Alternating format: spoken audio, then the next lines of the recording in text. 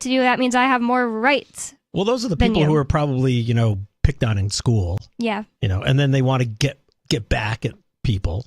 So they get a political science degree, get into debt, win an election, and then harumph, I'm an official. And I feel the same way about the cops, that they're mostly just people that were picked on in school, or their dad beat their mom when they were kids, which is really sad to say. I'm sorry to say it on the air, but I really do think that a lot. It's like, oh, when you look at your parents get beating each other, you think, I have to relate to one of them. Do I want to relate? Some people go, I'm going to relate to the victim. I'm the victim my whole life. And some people go, I'm not going to be the victim. I'm going to be the abuser. Because that's what their brains are getting wired to at 5 years old. Mm-hmm. And it sounds so crazy, but it's absolutely what I think almost 100% of cops are dealing with. Because it's how else do you end up I'm going to tell people what to do and also take orders. Mm. It's just weird. Yeah. Well, it's 99% of cops give the other 1% a bad name.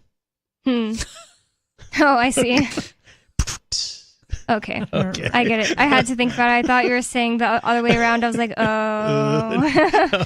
So I like what he was saying, what Jet was saying about, basically it's just I do believe things start in the mind, and that's the simplest place to start, right? Is just with your own thoughts. But he's basically saying the more we do to claim our own sovereignty, then you eventually start to erode the systems that are enforcing or upholding the imaginary lines. Well, you could have a national divorce, but you could also have a state divorce. What if a town says, we want to unincorporate and we don't want to be part of the state? I know. Then you're still going to have a line around you because of the governing that's going on around, right?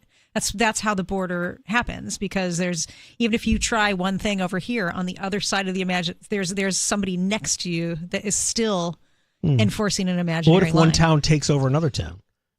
We're going to invade the town. We're going to take over the town. We're going to incorporate them into our town and just start. Because if they invade and take over, then they think that they now. Well, if you have acquired a space, which is again a space with a border. Yeah. What if Keene wants to be Swansea and Winchester? Why doesn't that happen? I never really thought about that. There's so much conquest that's just become normal in history. But you're right. You don't see cities taking over other cities and towns around them. You know what? We're going to take this suburb. Winchester's going to take Swansea. Yeah. This weekend. It's just a little weird. And bloody battles over it. You don't see that at all. It's always a whole country. Right. Keene PD was there to intervene. Yeah. They had nothing better to do. Oh my gosh. That's what they did at my house during the raid. They showed up. Actually, Dave Ridley has been going up to Keene officials, quote unquote, and saying, just have a quick question for you with his camera, and saying, do you approve of the raid on a home here in Keene in 2021? And they're all like, oh, what are you talking about? Yeah, they're like, oh, I know nothing about that. Pass the buck. Well, that had nothing to do with us. It was feds. There were Keene police there. There were Keene police there. But the article we were talking about that we're starting with the show off with is all about AI girlfriends and how it's ruining an entire generation of men and making singles more lonely. I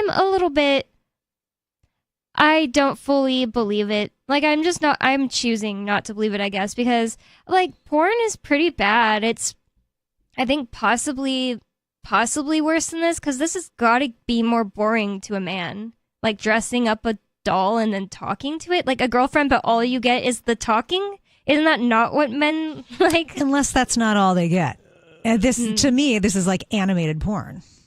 Yeah. And you don't get any talk potentially. back. I don't know. I don't know this particular, like you said, a app or developer or whatever. But there's only one. The AI girlfriend will never tell you anything bad.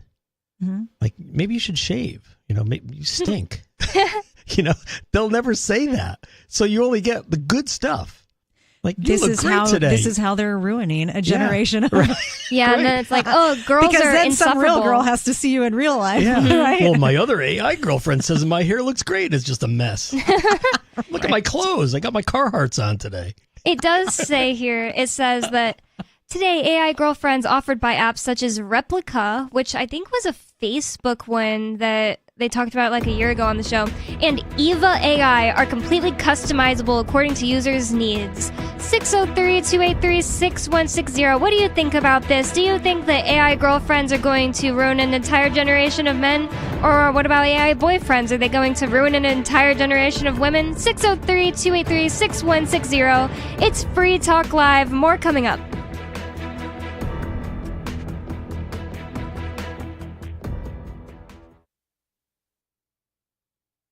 This hour of Free Talk Live is brought to you by Dash Digital Cash. Dash is the cryptocurrency designed to be used for spending. Tired of the ever-inflating US dollar? You can live your life on Dash instead with some handy websites.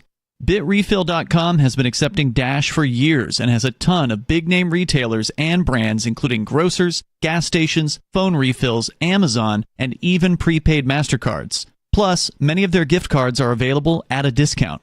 But what about paying your bills? Spritz.finance can do that, and they can send dollars to your bank account in case you still need those for some reason. Dash is one of the oldest cryptocurrencies and is widely available on exchanges, including the decentralized Maya protocol, and in multi-crypto wallets. It's easy to get and use Dash. Start by learning more at Dash.org. Thanks to the Dash DAO for sending us 32 Dash per month to promote Dash on the air. Visit Dash.org to learn about Dash. Dash.org. My name is Jacob Hornberger. I'm president of the Future of Freedom Foundation, which Congressman Ron Paul awarded for having an outstanding freedom website. Write us at fff@fff.org, and we'll send you a free 3-month subscription to our monthly journal of libertarian essays and our booklet, Economic Liberty in the Constitution, which George Mason University economics professor Walter Williams praised in a recent column. That's fff@fff.org. What if you want to hear the latest episode of Free Talk Live, but all you have is your phone, you forgot to download our archive, and you have no data connection? You can call our Listen line at 641-793-0191. That's a long-distance number, so you may incur charges. If not, listen as long as you want. 641-793-0191. The Free Talk Live Listen line, 641-793-0191. You're listening to the live edition of Free Talk Live. Hour number 2 is next after the news here on the Liberty Radio Network at LRN.FM. From bureaus worldwide, this is FSN. The United States Navy says it has sunk 3 boats operated by Iran-backed Houthi militants after they fired on a commercial ship in the Red Sea. U.S. Central Command said it was responding to a distress call from the Danish-operated Maersk Hangzhou. The incident took place on Sunday morning. CENTCOM said 4 boats originating from Houthi-controlled areas in Yemen fired at and attempted to board a container vessel in the Red Sea. Navy helicopters from the USS Eisenhower and Gravely arrived at the scene and were also shot at, so they fired back in self-defense, sinking 3 of the 4 small boats and killing their crews. According to CENTCOM, the 4th boat fled the area and there was no damage to US personnel or equipment. This is the latest in the missile attacks by Houthis in the Red Sea, which they say are in retaliation for Israel's war with their ally Hamas. The Democratic Republic of Congo has voted in Felix Tshisekedi as the country's next president. According to the Election Commission's tally, he secured 73% of the vote, beating Moise Katumbi, who took 18%. Opposition candidates have been calling for a rerun, claiming widespread irregularities, as Chris Ochamringa reports from Kinshasa. Well, so there is a lot of disputes by some opposition members. They cited the delay in starting the voting in many polling stations, the missing names of voters, and faulty voting machines. The government decided to extend voting by 1 day. Now, opposition members have said that is illegal. Under the constitution of the DRC, voting is only supposed to take 1 day. They are saying they want the government to hold fresh elections organized by a totally new electoral commission, something that the government has dismissed outright. And many parts of the world have ushered in the new year, including Australia, Asia and Russia. President Vladimir Putin delivered a pre-recorded address which was dominated by the theme of national unity rather than the war in Ukraine. Dasha Chernyshova has more from Moscow, where she's operating under the Kremlin's reporting restrictions. New Year celebrations in Russian cities have been scaled back, with fireworks cancelled and decorations not as lavish as they used to be. All the money saved from that will go to the needs of Russia's so-called special military operation in Ukraine. President Vladimir Putin, in his New Year address to the Russians, said that Moscow will have to go forward and create the future. The 4-minute long video was first released in Kamchatka, that is first among Russia's regions to celebrate New Year. Putin's address was traditionally recorded in front of the Kremlin walls. The head of the country addressed Russians, the military and families of those fighting in the special military operation in Ukraine. From bureaus worldwide, this is FSN. With FSN Spotlight, I'm Simon Marks. Today remembering the utterly tremendous Tom Wilkinson, who died over the weekend at 75. He had an unparalleled range, and while most obituaries in their first paragraph mention the full Monty, in reality audiences will have their own favourite appearances that may transcend that 1997 smash. Wilkinson was born in Yorkshire in 1948, attended the Royal Academy of Dramatic Arts in London after spending some of his early years in Canada. His many successes included Shakespeare in Love, Belle, Eternal Sunshine of the Spotless Mind, and The Best Exotic Marigold Hotel. He detested interviews in which he was asked stupid questions, and 10 years ago offered this response when an inquisitor asked him which role had most removed him from his comfort zone. Acting is my comfort zone. Really?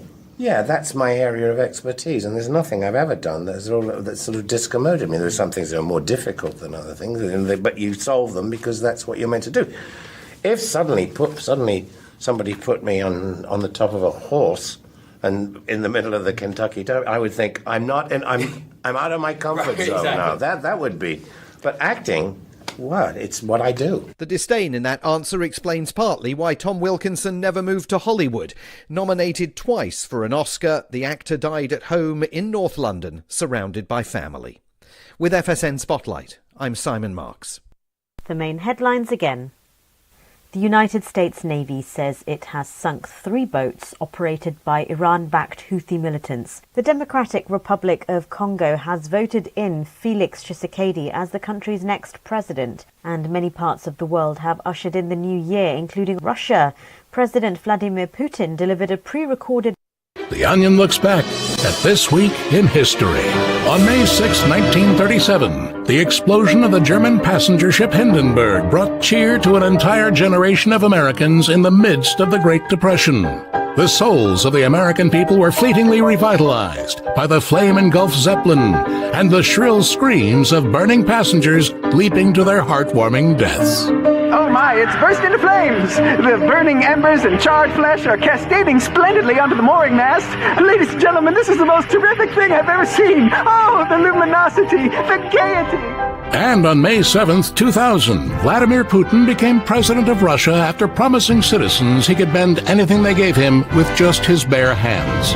And that was what happened this week in history. In the words of the Italian philosopher Niccolò Machiavelli, whoever wants to foresee the future must first look at the past and then imagine all that old stuff looking more future-y and space-like.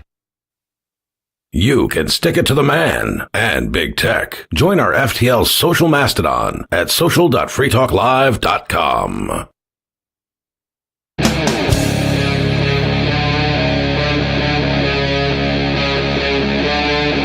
Free Talk Live.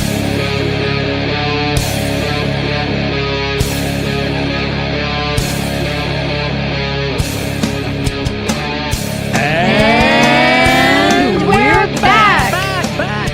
Free Talk Live is back, and 603-283-6160 is the phone number you can call. That's 603-283-6160. And with you in the studio tonight, you've got me, Bonnie. Off-grid Angie. And Steve Classic. And Captain is usually the host on Sundays, but he got sick. And speaking of but, he told me we do a traditional thing on Sundays, which is to do a number 2 story. And it's literally the second story I'm bringing in, so it's the number 2 story. So I thought it was a good time to talk about California's fecal fiasco. That's what they're calling it. California's fecal fiasco deepens with toilet-to-tap sewage approval. Wow. Are they going to roll this out in San Francisco first? Oh, my goodness. Street to tap or something? Because isn't it just on the street, apparently? Yeah. I just found out about that recently. Like, I see the jokes about it, but I was like, that's not real, is it? But apparently they actually have an app for, like, avoiding poop on the sidewalk, and it's just really bad. But this is a little different. They want to make it to where as soon as you flush, instead of going and getting... maybe it gets cleaned. Okay, well, it'll get cleaned. It'll just go get filtered and become drinking water. And I don't know all the specifics, but it's a thing that wasn't before legal, and it's something that whole housing complexes will have set up to where, like, everybody in your suburb or whatever it is, your little neighborhood will have this toilet to tap sewage system. But yummy. We do have a caller on the line, and that's what Free Talk Live is. You get to change up the conversation and bring up whatever's on your mind. So, Ricky, what's on your mind, Ricky, from the Commonwealth of Pennsylvania? Thank you there, Miss Bonnie.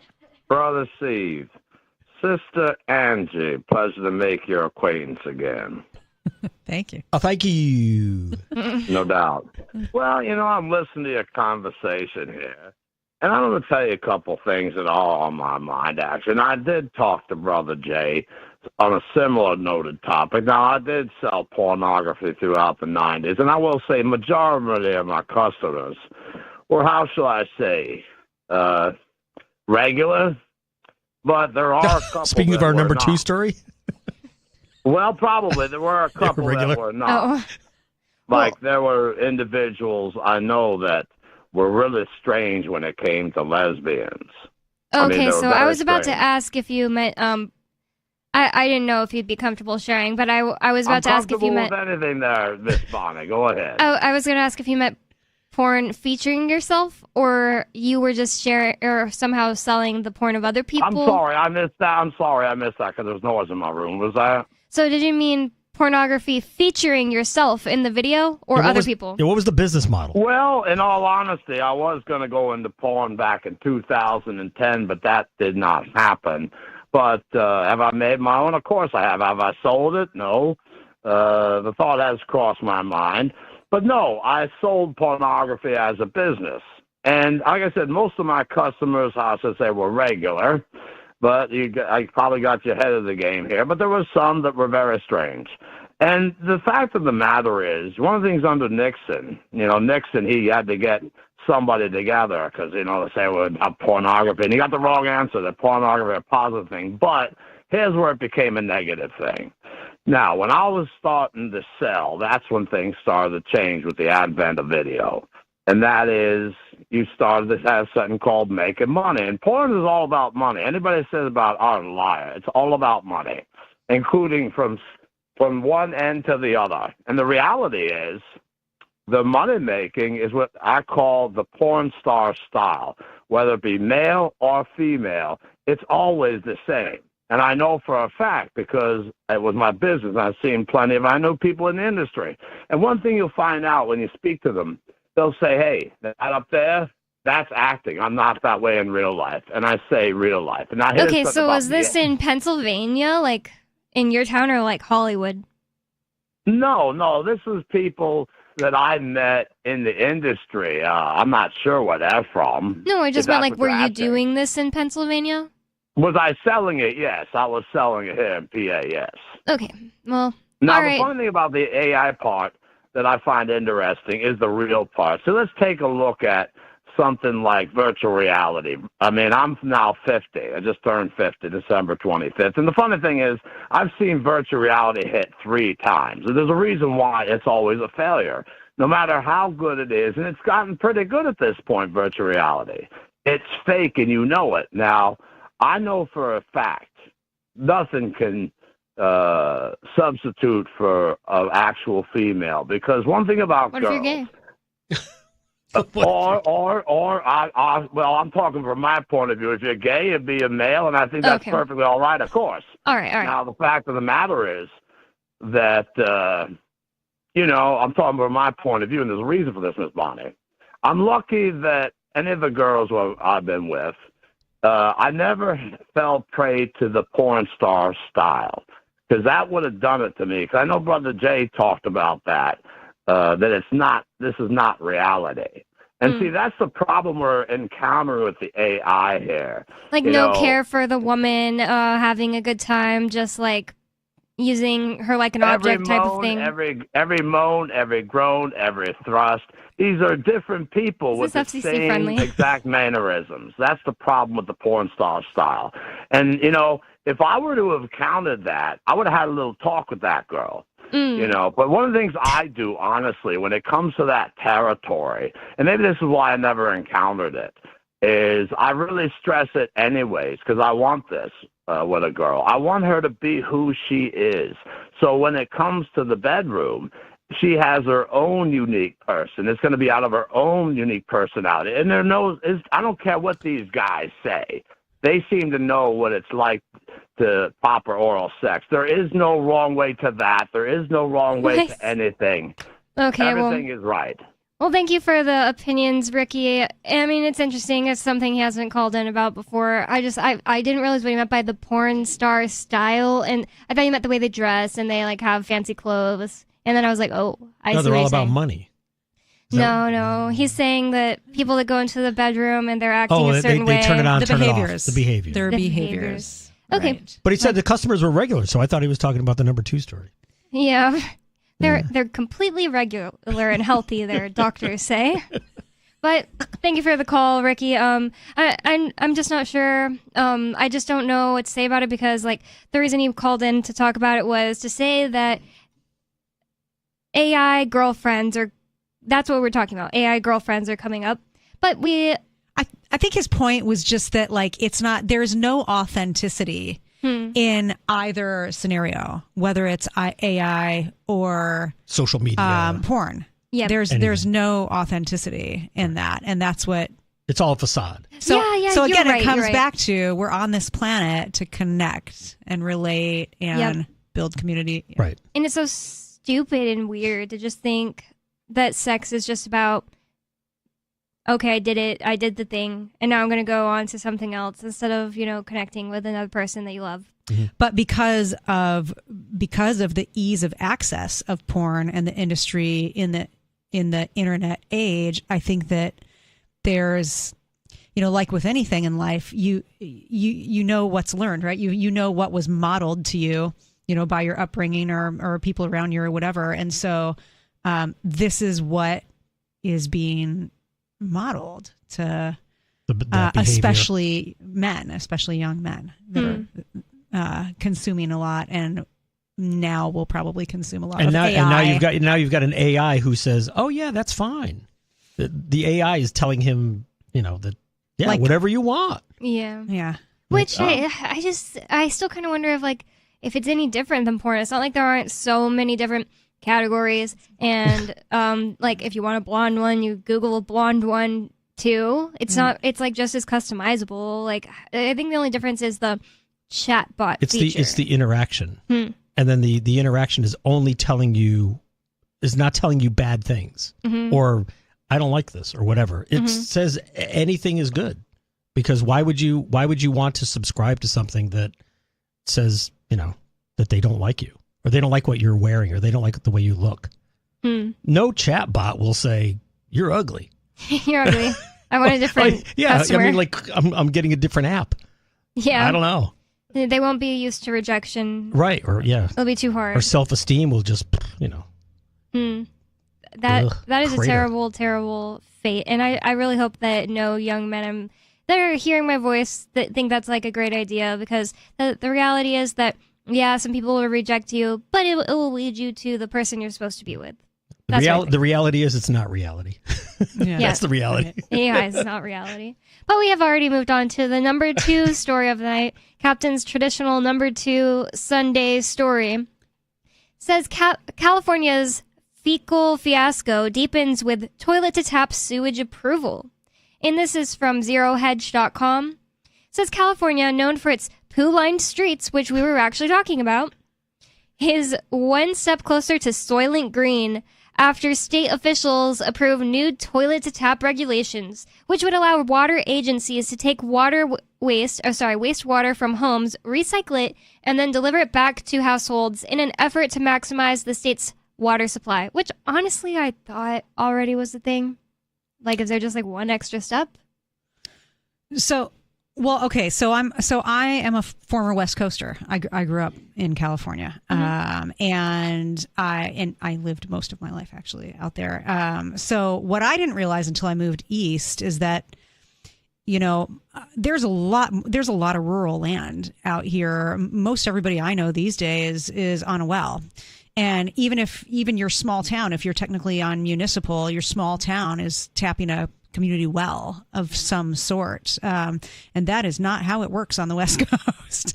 If you're in densely populated suburban areas that do not have, ample water resources, you're getting water from a treatment, from a treatment plant, a water of treatment some sort. facility. Really, it's not coming from a reservoir or like a shipped lake in from or other anything? states sometimes. But it comes through. It does get treated at the reservoir for runoff and other things. And so we have now gone a few more disgusting steps towards where else can we clean up water from because we need more water. Right, the beaver in this ponds. state.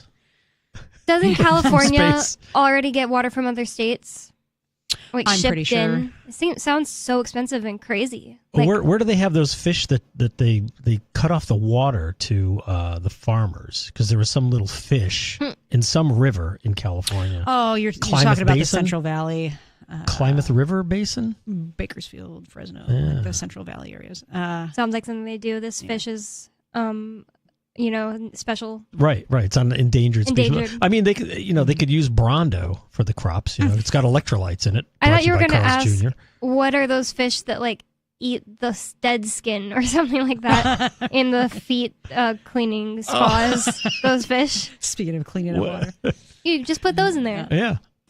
It says it will truly be the highest quality water delivered in the state when it's done, according to Darren Polemus, director of the Division of Drinking Water and the State Water Resources Control Board. I'd like to see him chug That's one what down. I was looking. So what I was immediately looking for is who's actually responsible for this task. Is it a government managed operation or is it privatized? That guy sounds like the official. Because I believe that you could clean up. I mean, sure, I'm sure the technology exists to properly clean up that water and use it. Do I trust a government agency to get the job change the done filters? to my standard and to tell me the truth in reports? Yeah, that's true. Add some more chlorine and fluoride to it. It'll be fine. I think that they should add control board to each and every government agency just to be more honest, because I kind of like that. It says the Division of Drinking Water and the Water Resources Control Board. Jesus. They'll be more honest. I can't think of another board, but they all should be called that. It's all about control. Officials swear it's Officials, safe. there it is. Yep.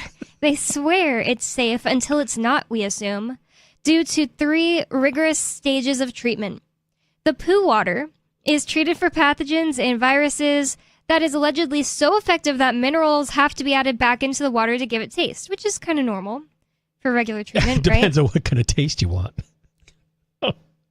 Well, well, I think that part is normal, right? Like even in like If you have like reverse osmosis in your house, you have to add back. Yeah, okay. Or you're drinking dead water. Yeah. So yeah, not like the city, but people doing their own cleaning of their water. Right, distilled water.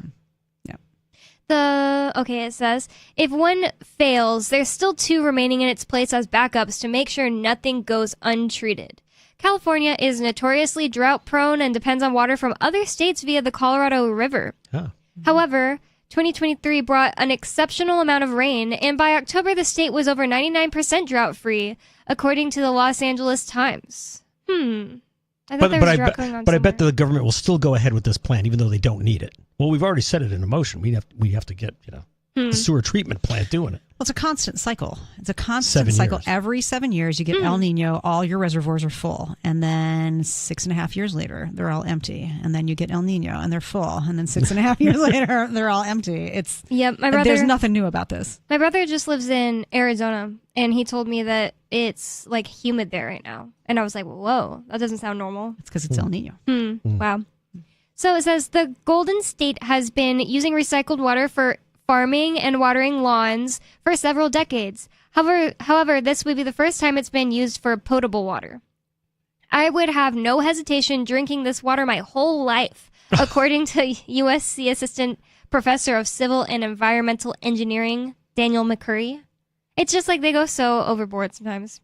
The officials in their quotes about how great it is. Yep. The first areas of the state to turn poo into water will be San Diego and the Bay Area. In San Diego, half of the city's water supply would be poo water. This is just what Zero Hedge is calling it. They literally are saying poo water. They're obviously not fans of this idea. So half of the city's water supply would be poo water by 2035, according to officials. Drought happens all the time, and with climate change. Oh, That's it. It will only get worse. Of course. Santa Clara Valley Water District control official. No, I made that part up. Official. Kristen Sturva told ABC, this is a drought-resistant supply that we will need in the future to meet the demands of our communities. And I wish I could say the last sentence here. It says, well, crap. That's basically what it says. Well, crap. But not FCC friendly. Oh. So there you guys go. That's the number 2 story of the day. I'm just shocked that how many weeks has Captain been doing this? There's always a number 2 story to be talked about. We had a double flush a couple weeks ago. Yeah, we have a double flush right now if you want to get into it even. Well, I don't know. But we do have Off-Grid Angie here, and she's a nurse, so I thought it'd be a better idea to talk about this story about holiday heart syndrome. I saw this title of this article and I thought, what could that possibly be? Why? Never heard of it before, and why would it have anything to do with the holidays? That people are having, like maybe people eating more sweets, more seed oil or something. ABV? It's the ABV. What's that? Anything but the Vax. Oh, okay. They have ABV. ABV. Yeah, it's not the Vax. It's holiday heart syndrome. Yeah, well, you're going to be around your family more, and your family might make you anxious and nervous, so your heart may explode. And that's normal. It's always happened. Right. Yeah. Didn't get what you want for Christmas? Well, probably holiday heart. I have not read this article.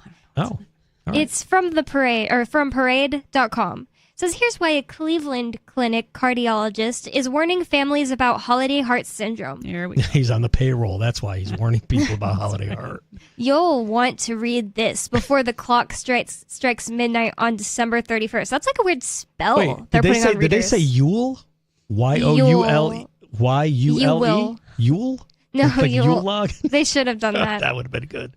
But it says you will want to read this before the clock strikes midnight. It's like, I think such a spell, like they're putting that in people's head. Like, if you don't read this, you're uninformed and you need to hear this and it will happen to you. You're in danger. Well, that's the fear. Yeah. Mm-hmm. Right. Yeah. It seems like so many articles are your standard fear peddling. Mm-hmm. Yep.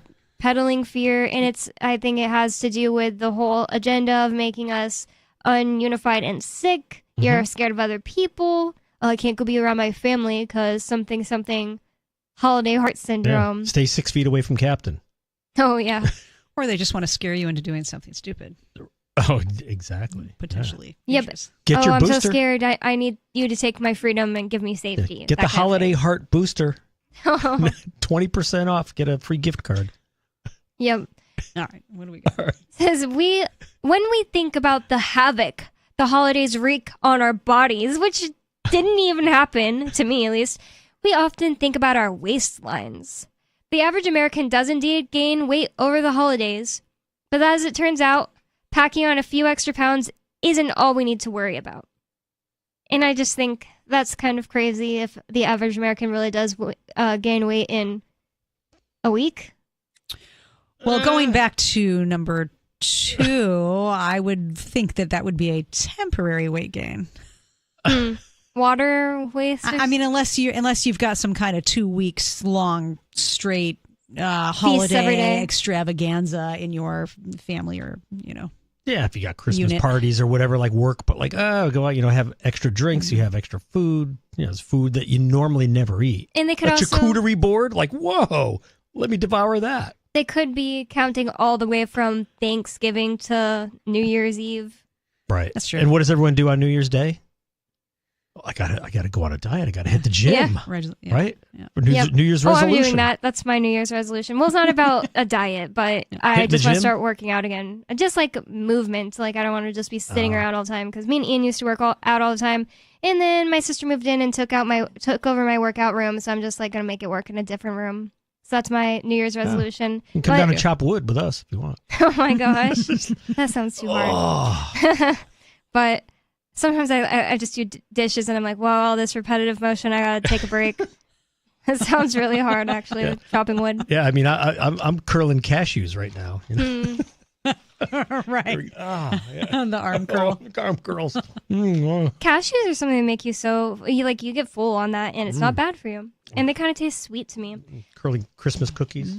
But I don't imagine myself gaining weight in a couple weeks. But I guess some people might, from like really, really bad ingredients they consume. It can be done. Yeah. But it says data shows that more people die from heart-related events between Christmas and New Year's than any other time. And that just sounds... I don't know if I believe it, so we'll see what the data shows. 603-283-6160. It's Free Talk Live. More coming up. 603-283-6160.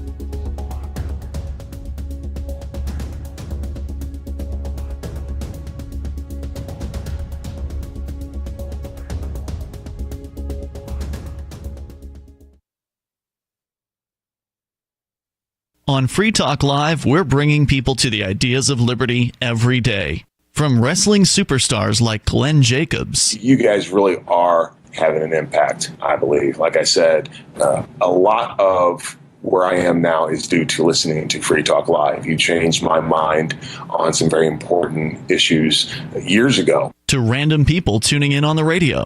I was kind of stuck in the left-right paradigm. I heard your show by chance on a Saturday night.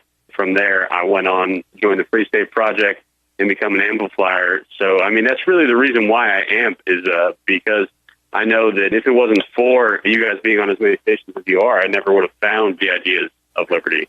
You can help more people hear the message of liberty by joining Free Talk Live's AMPS program on Patreon for as little as $5 a month. And you'll get access to special perks. Visit amps.freetalklive.com, amps.freetalklive.com.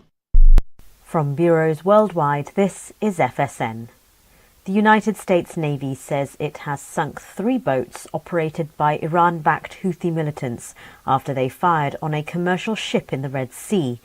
U.S. Central Command said it was responding to a distress call from the Danish-operated Maersk Hangzhou. The incident took place on Sunday morning. CENTCOM said 4 boats originating from Houthi-controlled areas in Yemen fired at and attempted to board a container vessel in the Red Sea.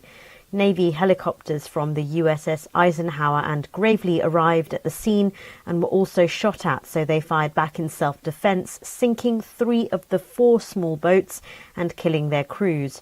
According to CENTCOM, the 4th boat fled the area and there was no damage to US personnel or equipment. This is the latest in the missile attacks by Houthis in the Red Sea, which they say are in retaliation for Israel's war with their ally Hamas. The Democratic Republic of Congo has voted in Felix Tshisekedi as the country's next president.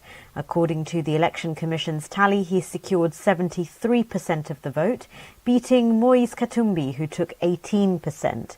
Opposition candidates have been calling for a rerun, claiming widespread irregularities, as Chris Ochamringa reports from Kinshasa. Well, so there is a lot of disputes by some opposition members. They cited the delay in starting the voting in many polling stations, the missing names of voters, and faulty voting machines. The government decided to extend voting by 1 day. Now, opposition members have said that is illegal under the constitution of the DRC. voting is only supposed to take 1 day. They are saying they want the government to hold fresh elections organized by a totally new electoral commission, something that the government has dismissed outright. And many parts of the world have ushered in the new year, including Australia, Asia and Russia. President Vladimir Putin delivered a pre-recorded address which was dominated by the theme of national unity rather than the war in Ukraine. Dasha Chernyshova has more from Moscow, where she's operating under the Kremlin's reporting restrictions. New Year celebrations in Russian cities have been scaled back, with fireworks cancelled and decorations not as lavish as they used to be. All the money saved from that will go to the needs of Russia's so-called special military operation in Ukraine. President Vladimir Putin, in his New Year address to the Russians, said that Moscow will have to go forward and create the future. The 4-minute-long video was first released in Kamchatka, that is first among Russia's regions to celebrate New Year. Putin's address was traditionally recorded in front of the Kremlin walls. The head of the country addressed Russians, the military and families of... Don't miss a moment of Free Talk Live. Get our archives daily via our podcast at feeds.freetalklive.com.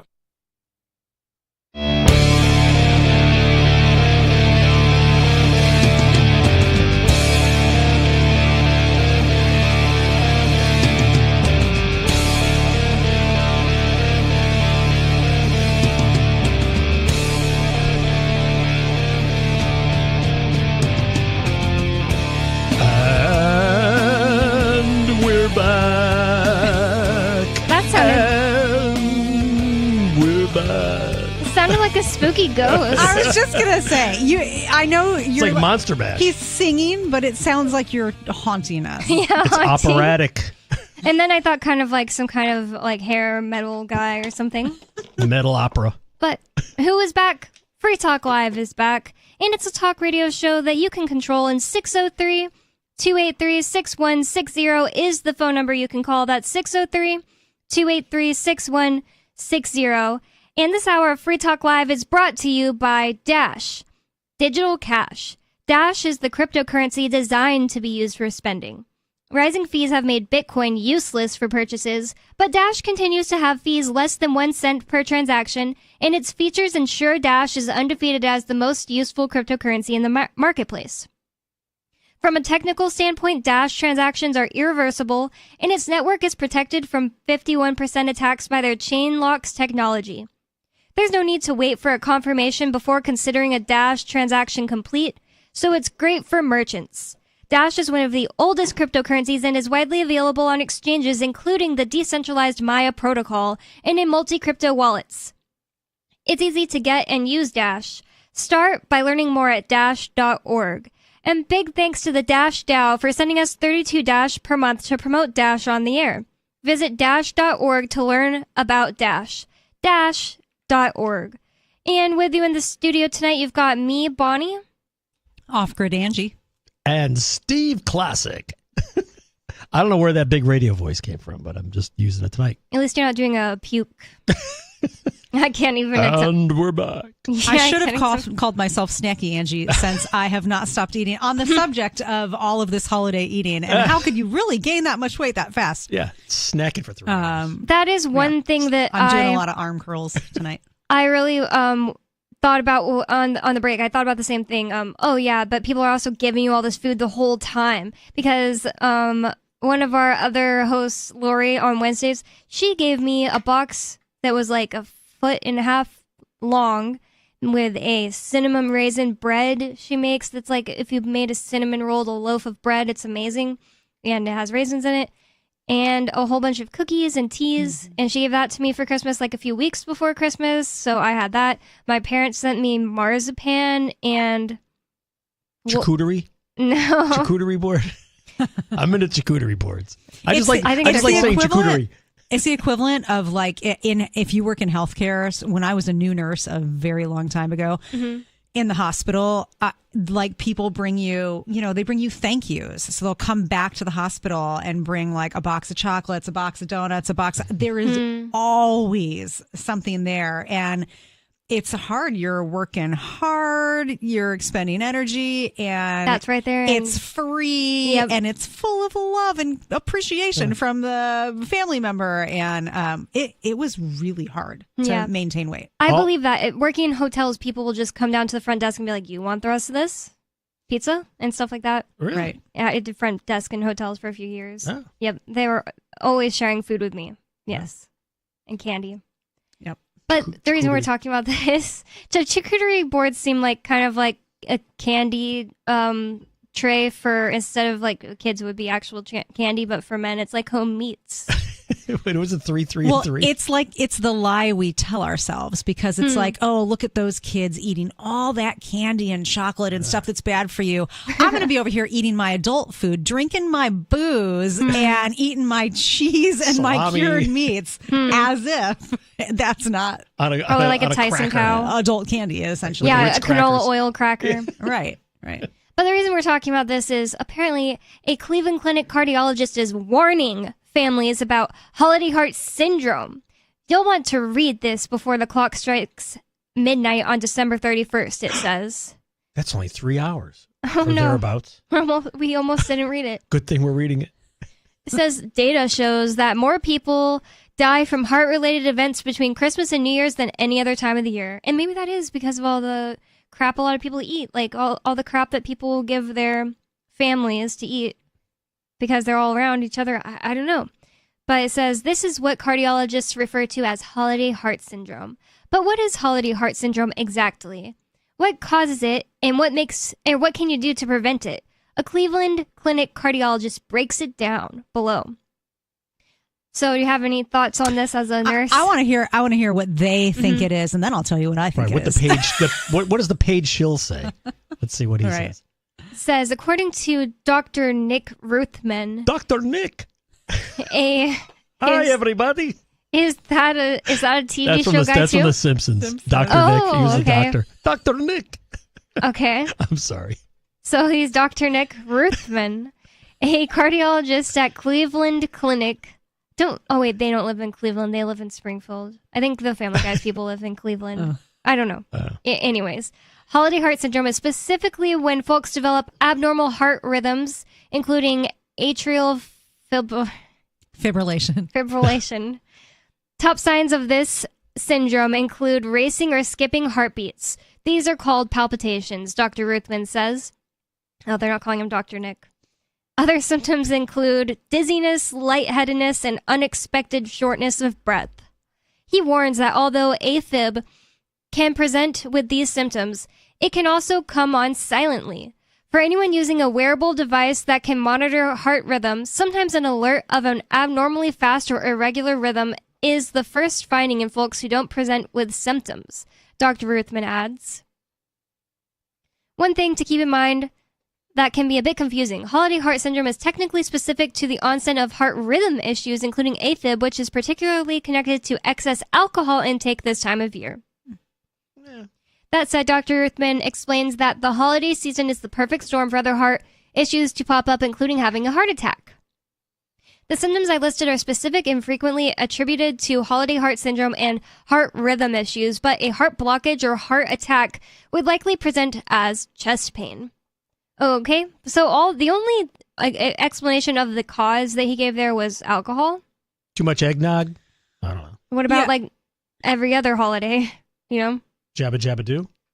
Right. Well, I would imagine that between Christmas and New Year's, those two holidays are probably they probably grab the largest number of people participating, right? So in like alcohol? like you can party on any holiday for any reason, but the most people that are ever going to do that at one time, it's probably going to be Christmas and New Year's, right? They're probably the most widely celebrated holidays. I'm just guessing. So yeah, I mean, that's not a real shocker. And I think it is a combination of, right. It's like if you're eating bad and you're drinking and you're stressed out because there's so many things that stress you out over the holidays. Present. Yeah, but I've never heard of this.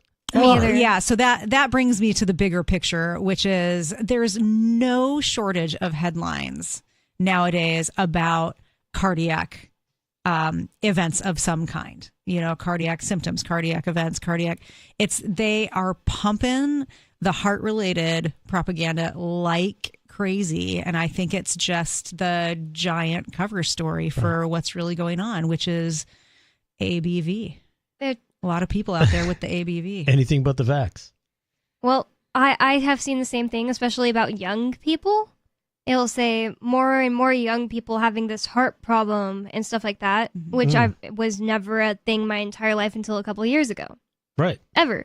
Like, if I had heard one of my friends my age at any point in my life had a heart attack, I would have been like, that is weird. Why did they have a heart attack? Right. Kids in high school. Yeah, high schoolers or 20-year-olds even, like 20 to 30-year-olds. Right. Even a 30-year-old, I'd be like, that's weird. Why did they have a heart attack? Normally, like, my entire life, it was something that 60s. Older people got. Yeah. Because they were had been living a bad life, taking not very good care of themselves for multiple decades. Instead of just, I think we have another story that has something about adolescence. Yeah, right? we did. I can pull it up, but I didn't have it right in front of me. But I thought that I just saw that one. I think it was like by mid to end of 2022.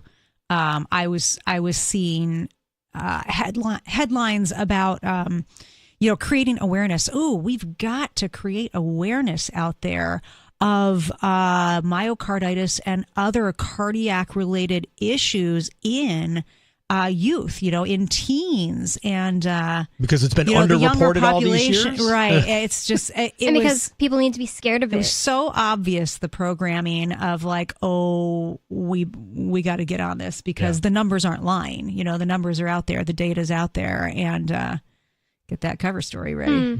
That makes me wonder if we need to create awareness is programming, because it's always the question is always, okay, why do we need to be aware of autism? Why? Like, it's just like, so that way if you see an autistic kid, you don't punch them in the face. I'm not going to do that anyway. Even if I wasn't aware, if I saw a kid that had something wrong with him, I'm not going to be like, hey, what's wrong with you? Why don't you like me screaming at you? Or whatever it is autistic kids don't like. Is it really that necessary to create awareness? It's a weird term, Like, if people have back pain, they're not going around saying, we need to create awareness of back pain. Awareness. Yeah.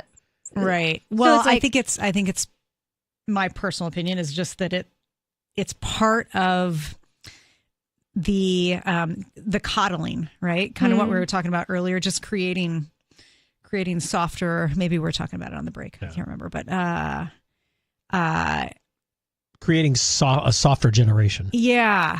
The thick skin is coming off of people. Everyone's irritated about the littlest things. They're all, they all have anxiety. upset. Yeah, Yeah, and the same concept of like, the AI girl that's just gonna, I just want to sit around and just be told nice things about myself. And we were listening to something the other day at home that she was talking about basically warning parents not to stop telling your kids that they're special and they can do no wrong and da-da-da. It's like, don't be a helicopter creating parent. A generation of just right. You have to let kids fail. Folks with no kill, and it's really true these days. Like, people do not have coping skills. There is a large percentage of the population that can't cope with anything. And they're on anxiety my cat meds died. I'm on 3 pharmaceuticals. Yeah. Like, where did your parents fail you? Holy moly! Right. Wow. Yeah. And there was a story I brought in last year. No one wants to hear it. No one wants to believe it. I have to show it to people all the time.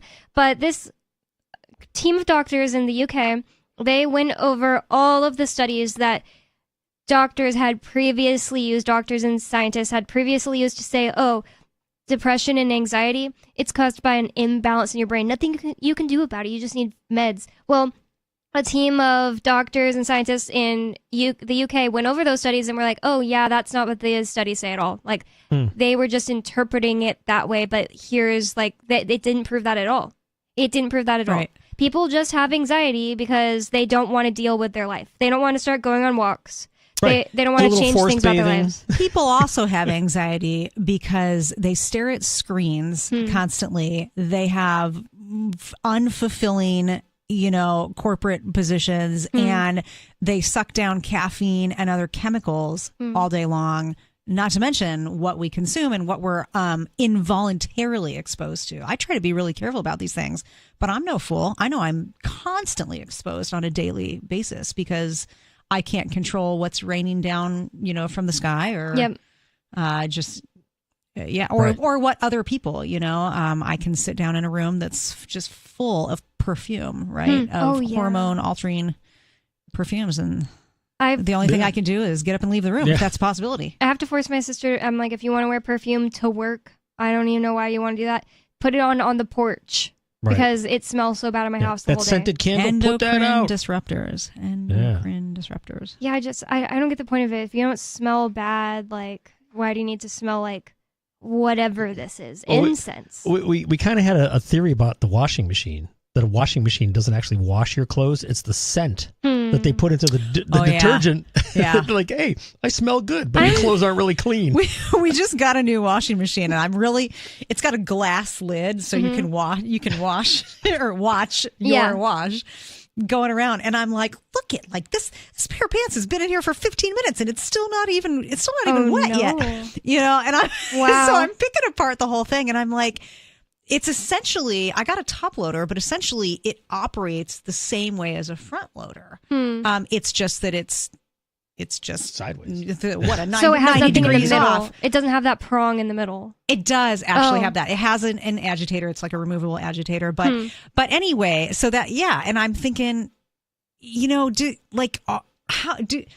people are so checked out these days. They get a front loader. They want to pop a pod in, right? Throw your little pod in there, shut the door, and not have to do anything. And they don't even put detergent dispenser trays anymore. It's like just pop a pod. Whoa, I hadn't seen that. And I mean, I think in general, a lot of folks are just really checked out. Whereas 40 years ago, someone was probably at home. You had to put it through the ringer. Doing some pre-treatment, scrubbing, really monitoring, anyway. But yeah. And I'm like, everything comes out just smelling like Tide or whatever brand, whatever that was fabric softener. How would you even know if your clothes were clean unless you had a visible stain? If you have a 2-year-old, you're going to know because there's either spaghetti on the shirt or there's not. Yeah, exactly. But I had to stop using that. I've never been allergic to anything. My mom didn't get me vaccinated as a kid, and I wasn't allergic to peanuts and honey and all this other stuff.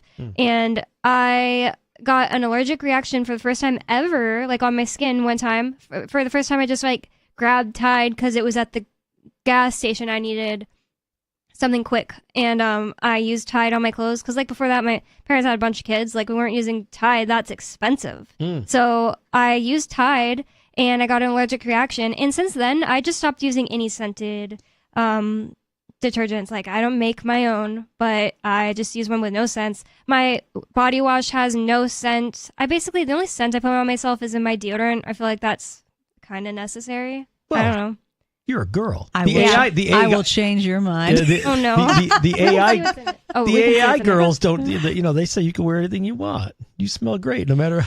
Well, listen, this might be TMI, but when I went through some very serious health issues over the last handful of years, and I had to turn things around for myself, I completely stopped wearing deodorant. Just completely stopped.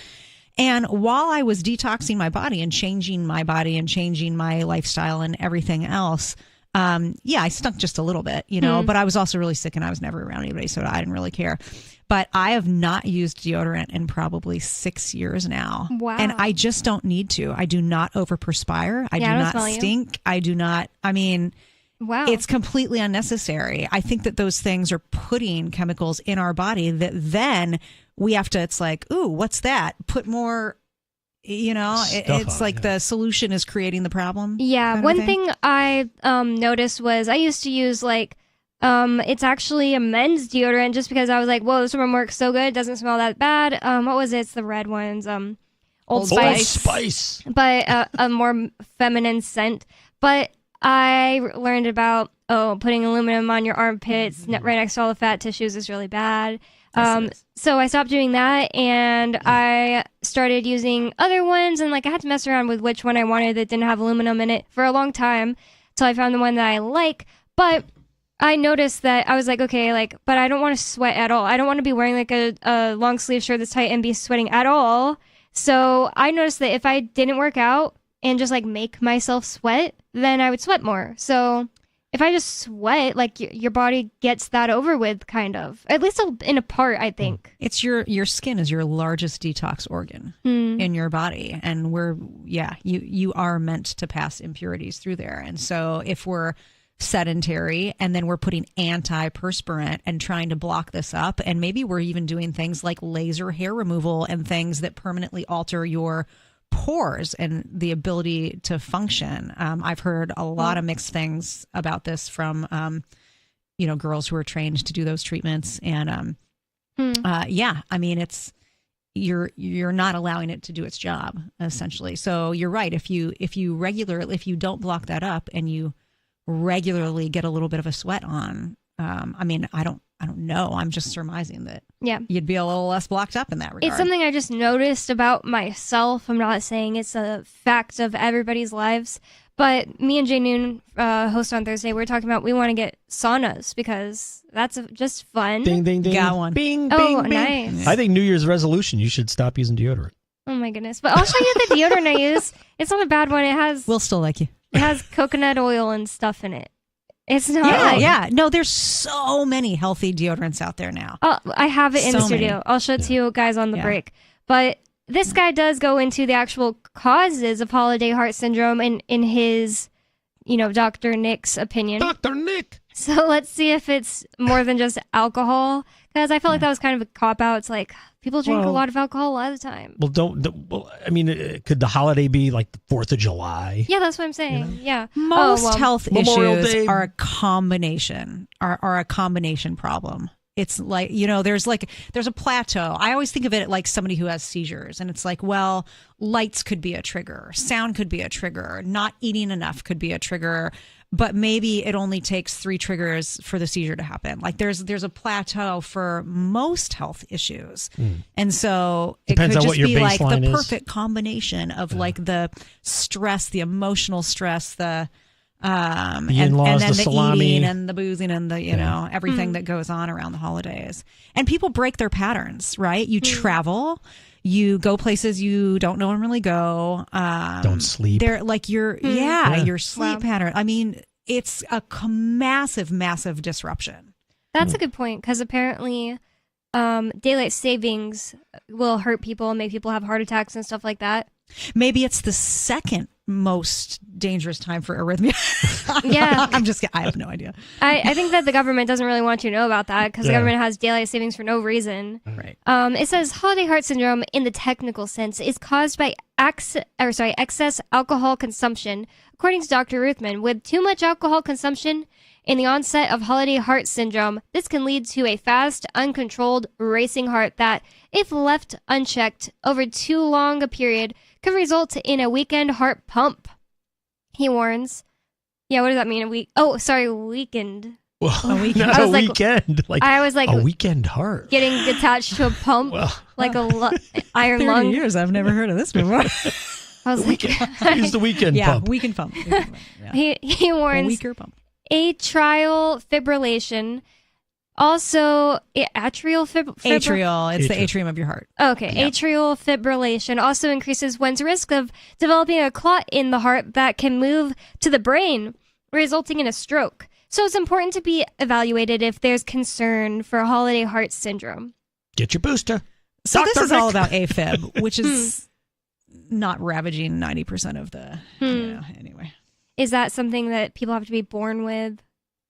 No, you can end up in AFib. And I think it's, I look at medical issues so differently now than I used to. Because of course I went through school and I was programmed a certain way, right? Yeah. And then I lived my own experience, and connected with a lot of other people living similar experiences.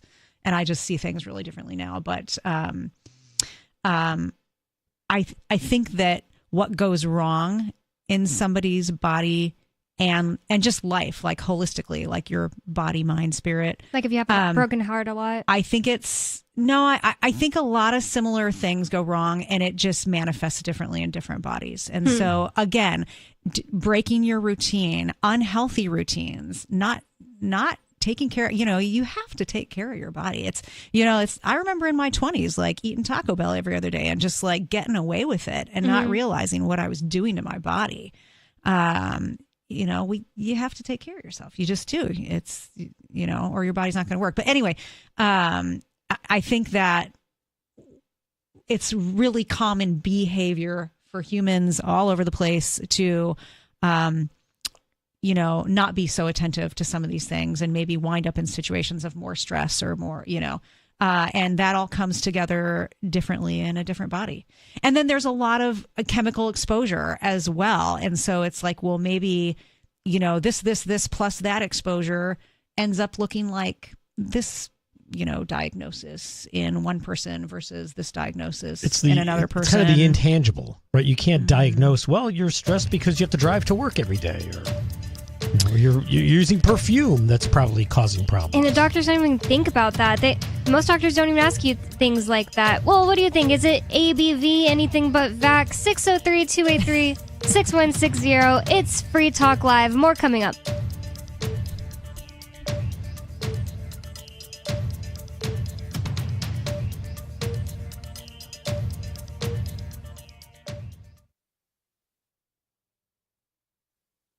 Join liberty-minded voluntarists, anarchists, and libertarians from June 13th through the 16th for the 8th annual Fork Fest at Rogers Campground in the beautiful White Mountains of New Hampshire.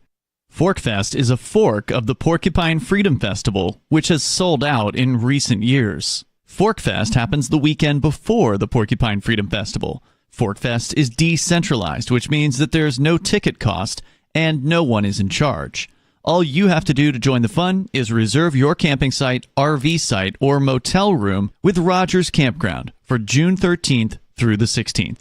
You can find out more at the unofficial website, forkfest.party. You can also connect with other attendees on the Forkfest Telegram and Matrix chat rooms, as well as the Forkfest Forum.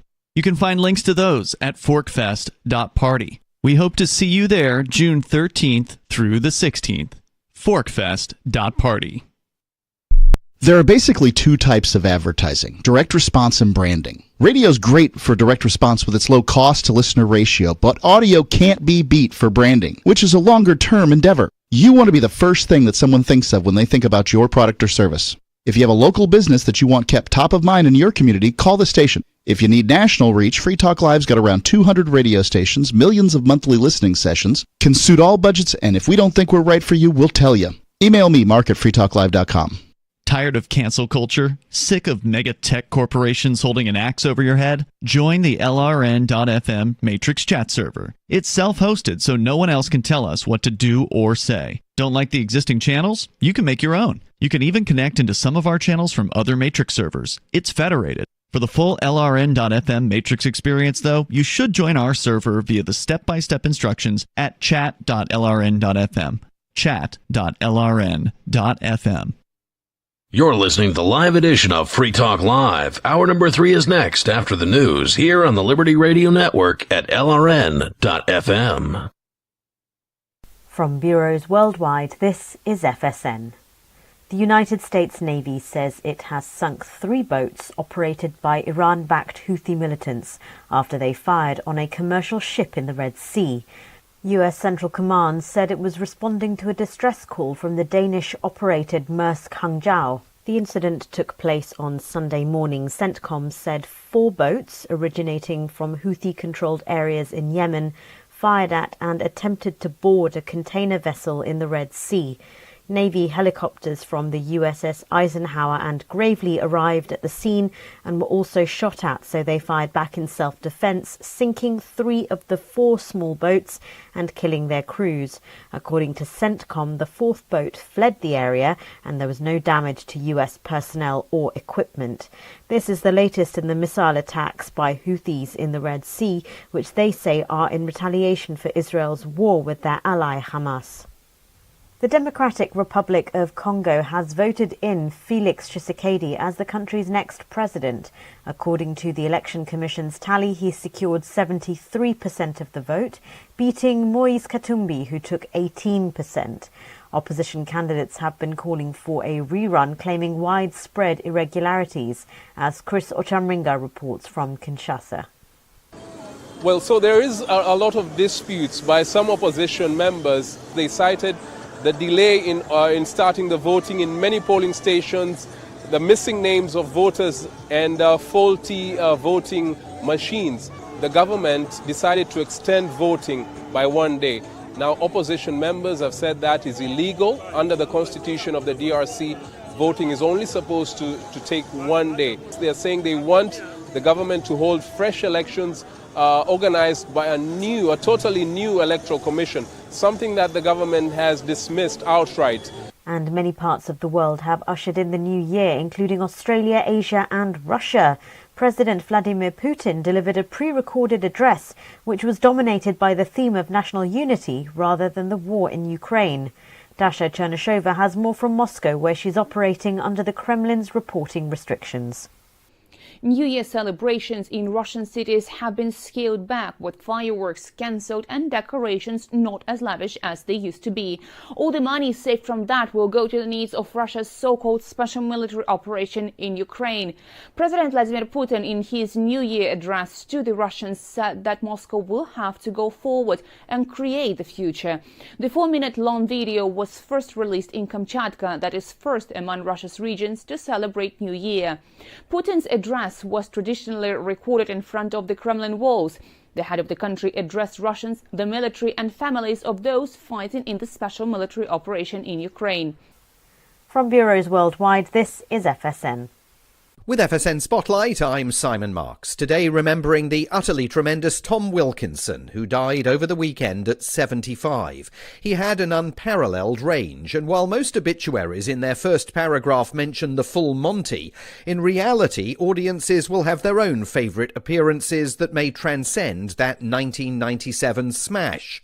Wilkinson was born in Yorkshire in 1948, attended the Royal Academy of Dramatic Arts in London after spending some of his early years in Canada. His many successes included Shakespeare in Love, Belle, Eternal Sunshine of the Spotless Mind, and The Best Exotic Marigold Hotel. He detested interviews in which he was asked stupid questions, and 10 years ago offered this response when an inquisitor asked him which role had most removed him from his comfort zone. Acting is my comfort zone. Really? Yeah, that's my area of expertise, and there's nothing I've ever done that sort of discommoded me. There's some things that are more difficult than other things, but you solve them because that's what you're meant to do. If suddenly somebody put me on the top of a horse and in the middle of the Kentucky Derby, I would think I'm out of my comfort zone exactly. Now. That would be, but acting. What? It's what I do. The disdain in that answer explains partly why Tom Wilkinson never moved to Hollywood. Nominated twice for an Oscar, the actor died at home in North London, surrounded by family. With FSN Spotlight, I'm Simon Marks. The main headlines again. The United States Navy says it has sunk 3 boats operated by Iran-backed Houthi militants. The Democratic Republic of Congo has voted in Felix Tshisekedi as the country's next president, and many parts of the world have ushered in the new year, including Russia.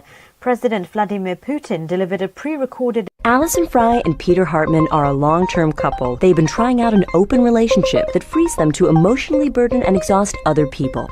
We're both grown-ups. We both trust each other. It just seemed like the right time to open ourselves up to meeting other people and barraging them with our crippling emotional neediness. Yeah, I mean, don't get me wrong. I still want to vent to Allison about all the anxieties I have at the office until she wishes I would just shut the up. But sometimes you just get the urge to sap the life out of a different woman for a change.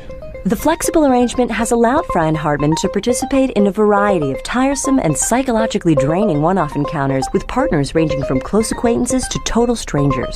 Of course, there was a time when I couldn't imagine saddling anyone but Peter with my extensive emotional baggage and trust issues, but now that we've tried it... The best part is, when we're back together, all we really want to do is drain the living out of each other. This is the Onion News Network. We're still not sure why you'd want to watch, but our video feed is streaming nightly for free at cam.freetalklive.com.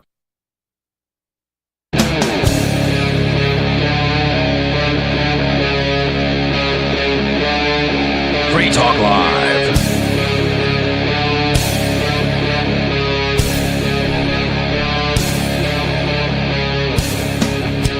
And we're back. We're back with more Free Talk Live. Talk radio that you can control.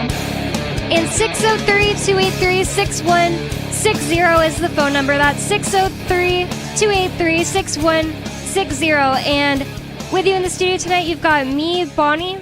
Off-grid Angie. Snacky Angie. Snacky Angie tonight.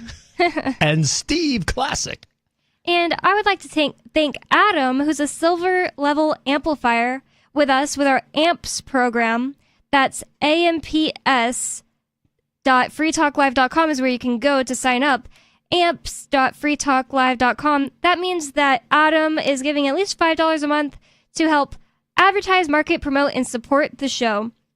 And we thank you so much for that, Adam. And if you'd like to learn more about that, figure out what perks and benefits you can get for signing up, as well as help us out here at Free Talk Live, you can go to amps.freetalklive.com. That's amps.freetalklive.com. And I'm going to go straight to your phone calls and thoughts. We have Matthew waiting on the line. Matthew, what's on your mind? Yeah, I'm calling in about illegal fireworks because so I used to live in San Antonio, where on New Year's Eve they have a fireworks extravaganza because fireworks are legal in Texas. And then I moved to Hawaii, where fireworks are illegal, and there were even more fireworks than there were in Texas on an island. So you'd think they'd be able to control that. So why do you think that people ban fireworks? Because it clearly doesn't work, because every time I moved somewhere new where fireworks are illegal on New Year's Eve and Independence Day and all these other holidays, people are lighting them off and no one seems to care about it. Well, I think it's the same reason people keep banning everything and it doesn't work. The war on drugs has been going on since Reagan at least, or a little before him, and hasn't been winning. Drugs have been winning the war on drugs, and yet we still have things banned in every state, you know? On every Facebook group in town, there's always someone like, I heard fireworks coming from blah, blah, blah street. Wow. I think people just set off fireworks and just check the Facebook chat. Whoa. Like, oh, yeah, they're talking about the fireworks. Those are our fireworks. I don't know.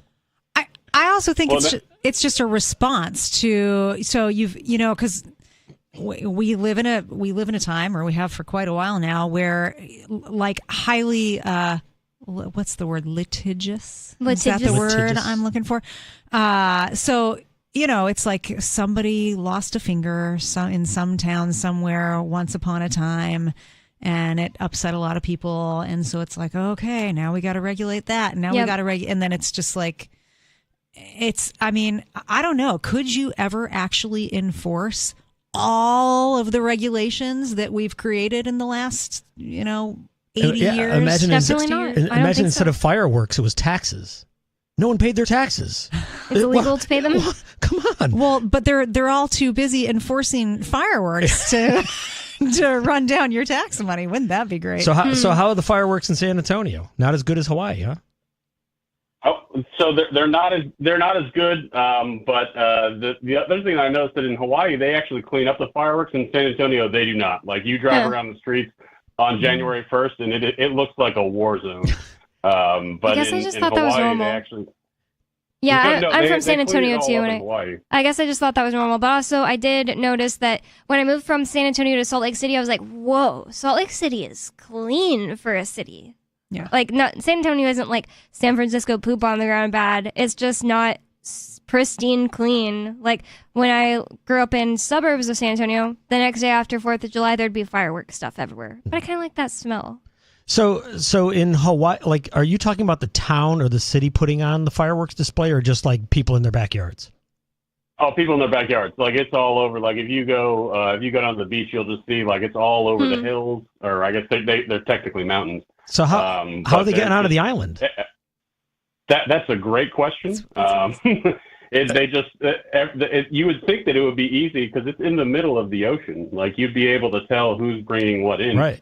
But it was a greater quantity in the population. This is at least on Oahu. Smaller population than San Antonio, and yet they have more illegal fireworks. Despite and when you're in Texas, leading up to holidays, there's fireworks stands on the side of the road where you can just buy as much as you want, and awesome. no one will even bat an eye. But in Hawaii, they have weather weapons that light everything on fire. It's incredible. Oh my gosh, it's incredible. Well, those are all the way in space. Well, it's like in New Hampshire, the fireworks are legal. They're everywhere. There's huge mega stores of fireworks, and I know that, traveling through New England, there's just big billboards. This Phantom Fireworks, New Hampshire. State line fireworks. Is New it Hampshire. the only one? Yeah, the only and state that allows it. Yeah, and there's always like Massachusetts cars and Connecticut cars and Vermont cars. And the thing, I think Massachusetts got their hands slapped because they were patrolling outside of one of the fireworks stores and following cars back through Massachusetts when they left. Whoa. And I think they got slapped like, hey, you can't enforce what we're buying over there through Massachusetts. I don't know what the story was, but yeah, fireworks are great. I store fireworks with gasoline and lithium batteries, and what's the other stuff I have in there? Little small rim fire stuff. Right, Yeah. Matches. Yeah, he stores all of his flammables in a single location. It's great. Yeah, I thought you were joking. No, I actually do. Well, either way, I thank you so much for the call, by the way, Matthew. But I wonder if that many people die from fireworks. What's the point that they're making by making them illegal on holidays? Is it wildfires? Well, I think people's dogs go crazy, and everyone's like, Mine does. don't light the fireworks off because of my dog. And I would never ask somebody to not do something on their property because it bothers my dog. It does bother my dog. And this morning, one went off, and he was like it was far away, and he was like, "What the heck was that?" And I was like, "Oh no, it begins." But it's not okay. Maybe I don't have the worst dog for it because he doesn't lose his mind. But I just have to hold him for the night, and it's like, let me guess, you take responsibility for your dog. Yeah, I just I even feel the same way about when there's noise outside and you're trying to sleep. If you sleep at a normal time or you sleep at an irregular time, I just think it's your responsibility to put on a fan noise or something. Because I used to have a roommate, and she worked all day, so she would have people over at night, and it would irritate me. I'd be like, wow, I have to go to sleep for work in the morning. But I was like, well, I used to put on a fan noise to keep bird noises out of my ears when I was trying to sleep. So let me just try the fan noise, and I could sleep through anything she did. So it never caused any problems. I didn't have to go be like, you can't hang out with your friends in our house at night. They were trying to be not super loud too. But I don't know. I just think it's your responsibility that if somebody in your house doesn't like the noise, if a dog doesn't like the noise, you can't control what people are doing outside in their yards. But as far as starting a fire, well, that's what people have fire stations for, right? Or fire departments for, right?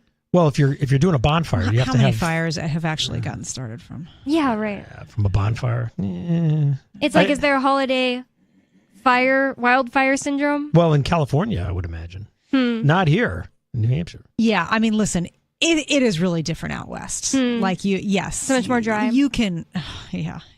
Cigarette the entire town of Santa Barbara burned down multiple times while I lived there. But one of the last big ones was because a couple of college kids that were having a bonfire didn't put it out correctly. Put the ashes all the way, or the coals, whatever. Do you go to prison at that point? And they were college kids, so maybe they were East Coasters that just did not appreciate that you can't do that out here. You just burned an entire mountain and half of a town down. Oh my god. Yeah, that's legit, but that's that's just that climate. That's not everywhere. Well, getting back to the fireworks in Hawaii, if they're illegal, more people want to do it. I think if it's banned, you're not supposed to do that, people want to do it. Yeah. If it's legal, it's it's actually, I definitely believe that because with cigarettes, less or fewer kids or young adults smoke cigarettes in UK and drink beer in the UK and Europe because it wasn't, you cannot do that. Not even a sip or a drag until you're 21. Oh. It was more, Like, okay, you can do that at 16. I think that's true of things like that. But when it comes to fireworks, I think they're just really pretty and they're cool. And the bigger ones, I think that there's a lot of teenage boys that like to blow stuff up. And Yeah. like, you know what I mean? Like, it's really, the temptation doesn't even need to be there of it being restricted. I mean, I remember like using my first sparkler as a very, very small child, and I didn't know it was illegal. I was just like, shiny, I can write my name, you know, like. Yeah. Yeah. I didn't think of those as illegal. That's kind of crazy. I don't but think those are illegal. Yes, in California. Really? Well, everything's illegal in California. Yeah. Well, I mean, but again, you will It's a set different your mentality. town on fire. I'm writing my With name, these and things. the forest is now sparkling my name. Yeah. Call the fire department. I'm going to light the sparkler. Are these things illegal? I got these little crackers. Are they I illegal don't in know. California? I have no I'm idea. quite sure they are. So you just like pull on each side, and I a don't want bunch to clean of the mess up. confetti's gonna. Yeah, I'll take responsibility for the mess. It's gonna be confetti everywhere. I have a little vacuum Captain gave me. You want to do it now? Go ahead. Oh, it's a big... It didn't Oh, work. it's It a was dud. dud. Okay. I think we have to light it on you have fire, to pull maybe. that thing. Oh, no. Wrap your finger around it. There you go. It is it's a another dud. dud. All right, try Now the I other think you have side. to pull It's the other probably side. gonna All right, hit me here we right in go. the face. Oh my goodness. It's a complete dud. And that's exactly how it said to do it. You pull on each side. Whoa, okay. But inside it should be confetti and a joke, apparently. Man, that sucks. All right, Hopefully. we'll grab another. Yeah, we can just do another one if you want. All right, here we go. We are pulling it. It's another dud. Oh my Another goodness. dud. Hobby Lobby. I shouldn't point it directly at my face. I'm like, what's in there? Oh my goodness, that's crazy. Well, let's That see what's in there. is- There's nothing in there. There's nothing in there. I will Oh, go wait, there's a get. little- Oh, Did there's you one of those little frogs. There's a little plastic frog in there. But that was it Yes, because it was switch away. supposed to be confetti in a. Maybe it wasn't. Maybe it's not supposed to pop. I would bring these back. Oh, what's this? Oh, it's a compass. Nice. That's kind of cool. That's cool. So there's no joke in it. It said everything wait, has a joke. Wait, here's something. Maybe it said or. Okay, sorry, listeners. You guys don't know exactly what I'm talking about. I bought these little cardboard Poppers. poppers. They're poppers. And you pull on each side, and I thought confetti was supposed to come out, and a joke, and some kind of a little trinket, like a frog Plastic came out of frog. one. Oh, there's another plastic frog in this one. That jumps. I knew there'd be something really silly like that, but I thought it'd be fun for New Year's. 603-283-6160 is the phone number for you to call for whatever's on your mind. I think we talked about all we had to say about this Hanukkah heart attack or Christmas coronary. I just realized they're calling it that too. The holiday heart syndrome that people are wondering if it's just ABV, anything but the vax, because even if this was always a thing, even if data showed that people get the most heart palpitations during holidays, I had never seen headlines like this my entire life. Yeah. I'm sure that actually is a thing, and that people who have a history of AFib probably need to be a little bit more careful with how they break their routine around this time of year. But yeah, I'm with you. I think that we're being programmed. I think we're being desensitized and distracted. Like, hey, no. I know that you think you've never heard anything about myocarditis in teenagers, but really, let's tell you what's been going on. Oh, everybody's always gotten myocarditis as a the teenager. It's story. normal. Yeah, Right. that's what they say. Right. Yep, I think that that's most likely the case. But moving on, I have this story from the Wall Street Journal. Ian sent it to me for show prep. He reads the Wall Street Journal in jail, and it's pretty hilarious to me. It says that 80s hair you'd rather forget is back. The mullet? Were both of you of age to do your hair and stuff in the 80s? Oh, yeah. So Yeah, we're middle-aged. Which style? Which style are you thinking that it's referring to? I would say the mullet. The mullet is hands down. It's actually perms are apparently back. I was going to say, or on females, not only is it a perm, but it's the bangs. The It's bangs and the wave. broccoli. It's The way, the well, broccoli the hair. broccoli. Broccoli hair with the bangs. I've never heard it called that. That's No? really funny. Broccoli. I don't know. Mine either. was a wave. I had a curl that went down and then another curl that went up, and I mean, it was like the perfect wave. Well, it's actually on teen boys. which I found the most interesting part about this. Well, the AI chat girlfriends are just like, oh, you're going to love this 80s cut. Go for it. Get a perm. Get a It's so perm. weird. Dude, you look great in a perm. I in a hadn't dress. heard anything about this, but it says, thanks, Timothée Chalamet, which I'm going to go see his movie tomorrow. He's the new Willy Wonka. I don't know if you guys have seen the advertisements for it. He is the new Willy Wonka. I think it's supposed to be Wonka right before he hit it big with his chocolate factory. It's like his backstory. The trilogy? Young Wonka. Yeah, young Wonka. That's funny. And people are complaining that he doesn't have that crazy look in his eyes like Gene Simmons. Gene Wilder. Or Gene Wilder, I meant to say. Or the tongue like Gene Simmons. Yeah, he doesn't have that. People are complaining. Really? But no, people are complaining it doesn't seem like he's like crazy enough like Gene Simmons or, needs therapy like Johnny Depp. Right. So, I don't know. People are complaining a lot about it, and I'm going to go see it tomorrow. But I didn't know his hair was a perm. I thought he just had wavy hair. It doesn't even really look like a perm to me, but apparently he's starting a trend that I didn't really think would ever happen, like a teen boy perm trend. Or is his natural, and now other boys are going and getting permed to try to look like him? That could be it. I mean, is this really what a perm would create? That just looks wavy to me. Like, yeah, it looks like he has curly hair, just like, that's not yeah, because you can do different size rolls in a perm. That makes sense. Yeah, you could do. Remember the body wave? That was the thing. I don't know. A friend of mine like the loose. In the 80s, he had like a bowl haircut. He looked like Ringo. Ringo, just a bowl, like the Beatles. And one day, he comes into school, and his hair is all curly, like a perm. And it was the strangest thing. That's like, hilarious. What did you do? Did his mom make him? Or I don't know. But did you ask him, or you were like, I'm not even talking about it? No, we all just kind of said, yeah, that's all right, But it wasn't like, oh, that's really defiant, It's, you look like the chicks. I'm going to do that too. Right. Yeah. I didn't do that. That's how I feel. I feel like it's a feminine thing. I gave that haircut that we're looking at right now to my college boyfriend, that exact cut.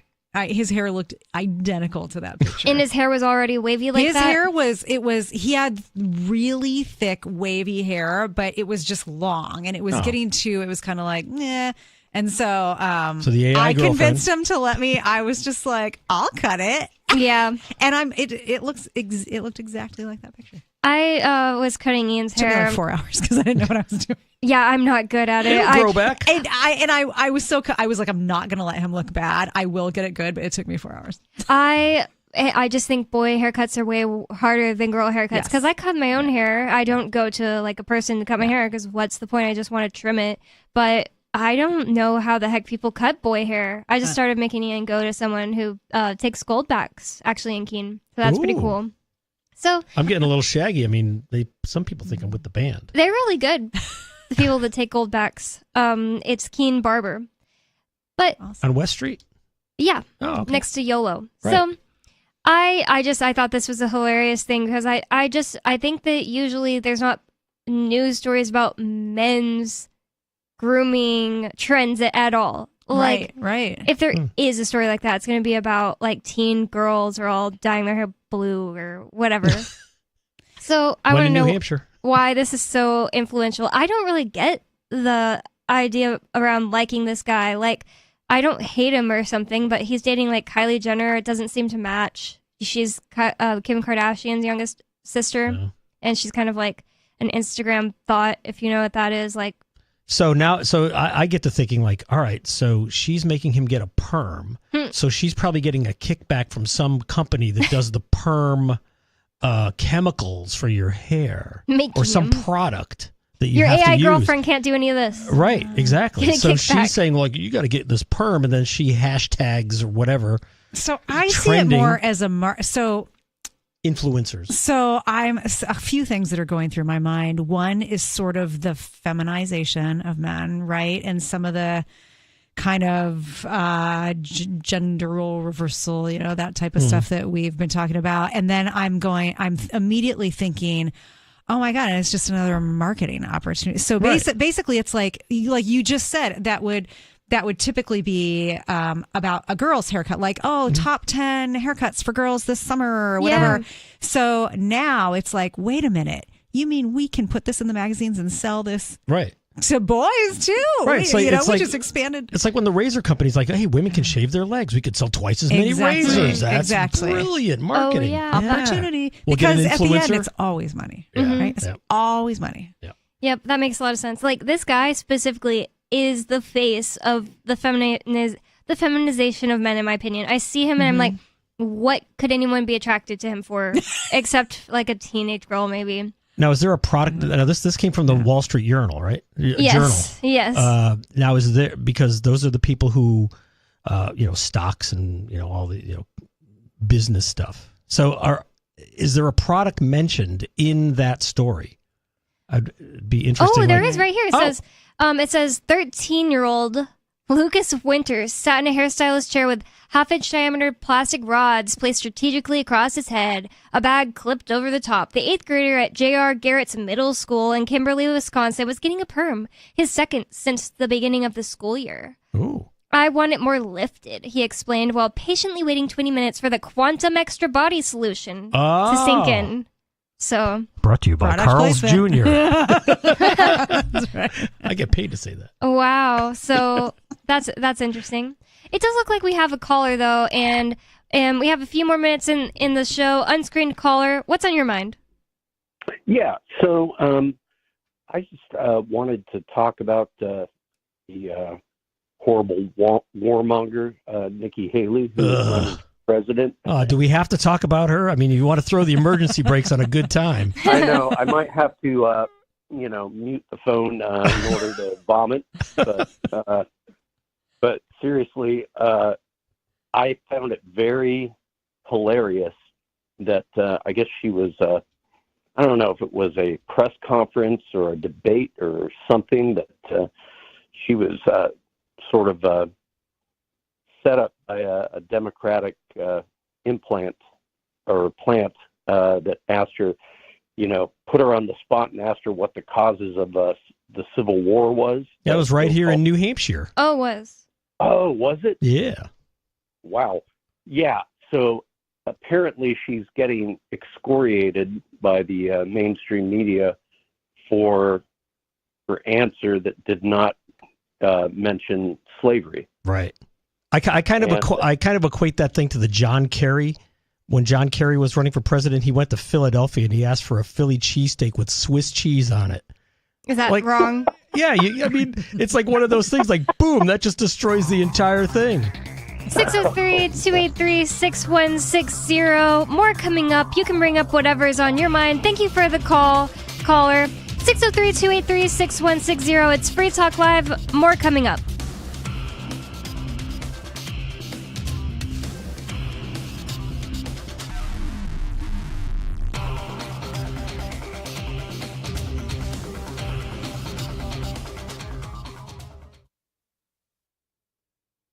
We have some good news. The indictments against Ross Ulbricht in the District of Maryland were dismissed with prejudice, meaning they can never be refiled. This is especially good because those indictments contain the only charge ever made that Ross engaged in murder for hire. This was a serious allegation that Ross Ulbricht denies. It was never prosecuted or ruled on by a jury, but was trumpeted by the federal government and the media as if it were proven fact. The Maryland court held these indictments for almost 5 years, poisoning Ross's case and leaving him under a cloud of unproven allegations. As explained in Ross's appeal to the Supreme Court, the fact that the judge used these allegations to give Ross a draconian sentence of double life without parole violated his Sixth Amendment right to a jury trial. Judges are required to issue sentences based on convictions decided by a jury, not unproven allegations never even charged at trial. Although this is a positive development, the dropped indictment will not set Ross free. Now, a presidential pardon is Ross's only hope of freedom. Sign the petition at freeross.org. freeross.org.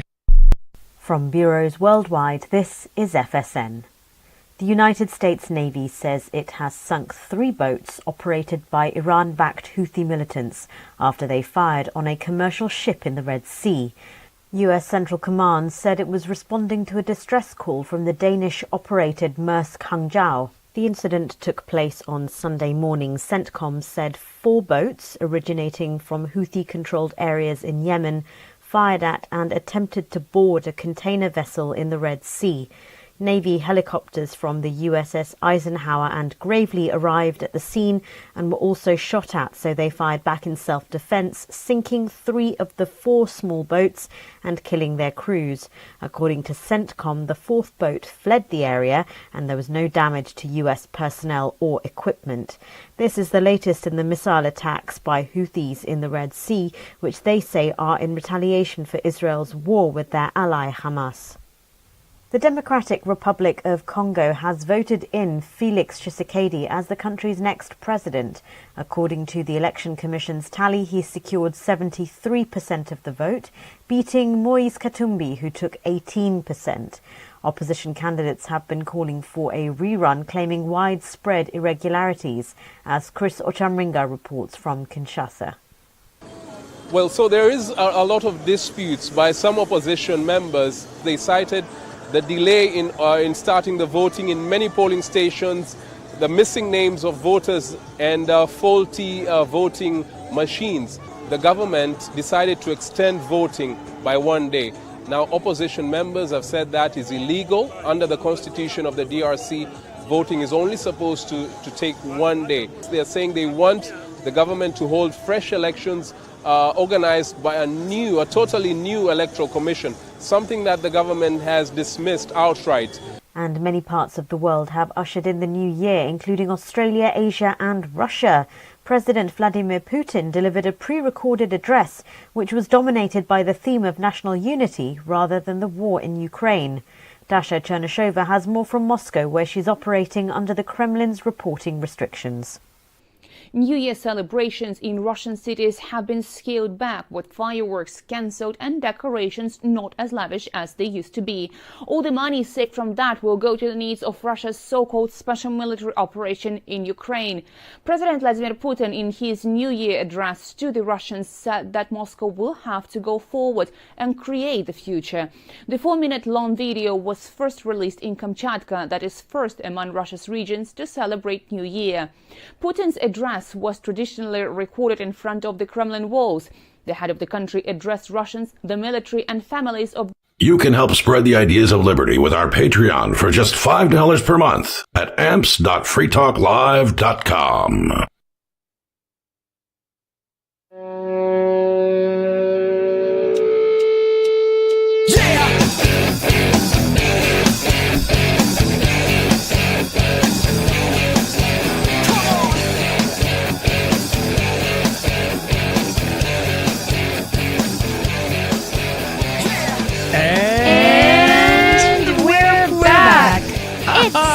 Free Talk Live. Actually, that haha in the background.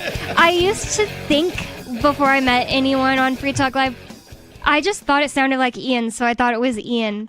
And I was like, what is this song? Did they make it? And then Ian went, yeah. I don't know why I thought, I really was 100% sure that sounded like him. But it's so funny. Yeah, Every time we didn't hear the laugh. meow meow song tonight. Oh, yeah. The intro well, music would start with that was meow, meow, meow, meow. Yep. Oh, right. I don't know which is which. One is It's in rotation. Rebel Inc. and one is something else. And yeah, I know. I always think that one sounds like it's saying meow also, but we're probably having our crisis because I think that I might have done something. Captain figured it out, but we didn't have audio going out on the video streams. So I was probably like just ripping my headphones off in the break trying to get Ian to call me, but he didn't because I can text him actually in jail right now, which is so much better than last time he was in jail. But I wanted to tell you about Forkfest. Well, maybe I should tell you, if you don't know what I'm talking about my husband being in jail. I think I said boyfriend, or maybe I don't know if I'm crazy, but sometimes I do that on Free Talk Live. Not ever in real life, but on Free Talk Live. But Ian is the founder of this show, and he went to jail for selling cryptocurrency, and if you'd like to learn more, you can go to thecrypto6.com. But I want to tell you first about Forkfest 2024. Join liberty-minded voluntarists, anarchists, and libertarians from June 13th through the 16th for the 8th annual Forkfest at Rogers Campground in the beautiful White Mountains of New Hampshire. Forkfest is a fork of the Porcupine Freedom Festival, which has sold out in recent years. Forkfest happens the weekend before the Porcupine Freedom Festival. Forkfest is decentralized, which means that there's no ticket cost and no one is in charge. All you have to do to join the fun is reserve your camping site, RV, or motel room with Rogers Campground for June 13th through the 16th. You can find out more at the unofficial website, forkfest.party. You can also connect with other attendees on the Forkfest Telegram and Matrix chat rooms, as well as the Forkfest forum. You can find links to those at forkfest.party. We hope to see you there June 13th through the 16th. Forkfest.party. And, I don't think I said who we were. So with you in the studio tonight, you've got me, Bonnie. Off-Grid Angie. And Steve Classic. And you can call 603-283-6160 if you have anything you want to bring up. Until then, we hadn't gotten into this story about boys getting perms. And I just think there's a lot to say about it. It might not seem like it, but I think this Timothée Chalamet character is the face right now of feminizing men, because I don't get it. I could never be attracted to him. Like, he doesn't look like a woman to me. But just because of his hair? One step away. No. Oh. It's like everything about him. Okay.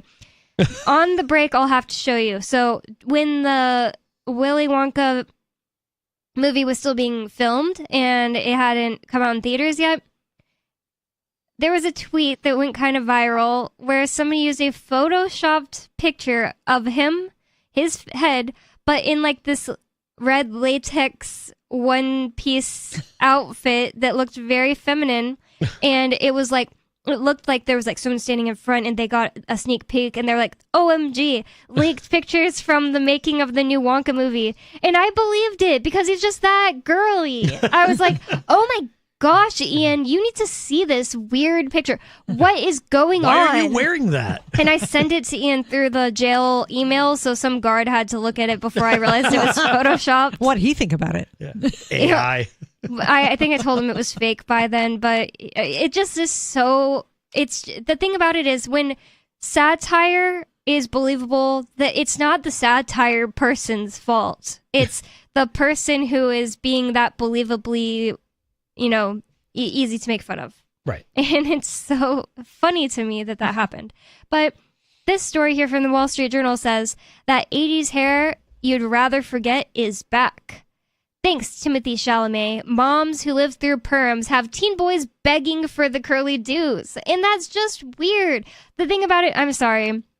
Like, I know that there's been times when boys were straightening their hair to be goth or something. I was never attracted to them either. So, I was never one of those girls who's like, I'm a scene girl. And I want a boy with, like, dyes his hair black and has bangs across his face. That's just weird. Eyeshadow. An eyeshadow, yeah. I never was. My mom was, but more of an 80s style guy with eyeliner thing. That's so weird to me. Like, I can't imagine being attracted to a guy that, like, acts like and dresses like a girl. I think it's weird. But I think the thing about it that is most weird is that boys are asking to go do this. Like, okay, if you're gay, it's totally different. I don't have any I don't even have any question about it. I'm like, oh, okay, that makes sense. Gay guys asking to go get their hair done, whatever. But I don't think that's what this is. This boy is like dating Kylie Jenner. I think that the Hollywood people, they just put things out there and they're like, this is normal. And you're just supposed to act like it's normal that Timothée Chalamet and Kylie Jenner are dating, and it's not.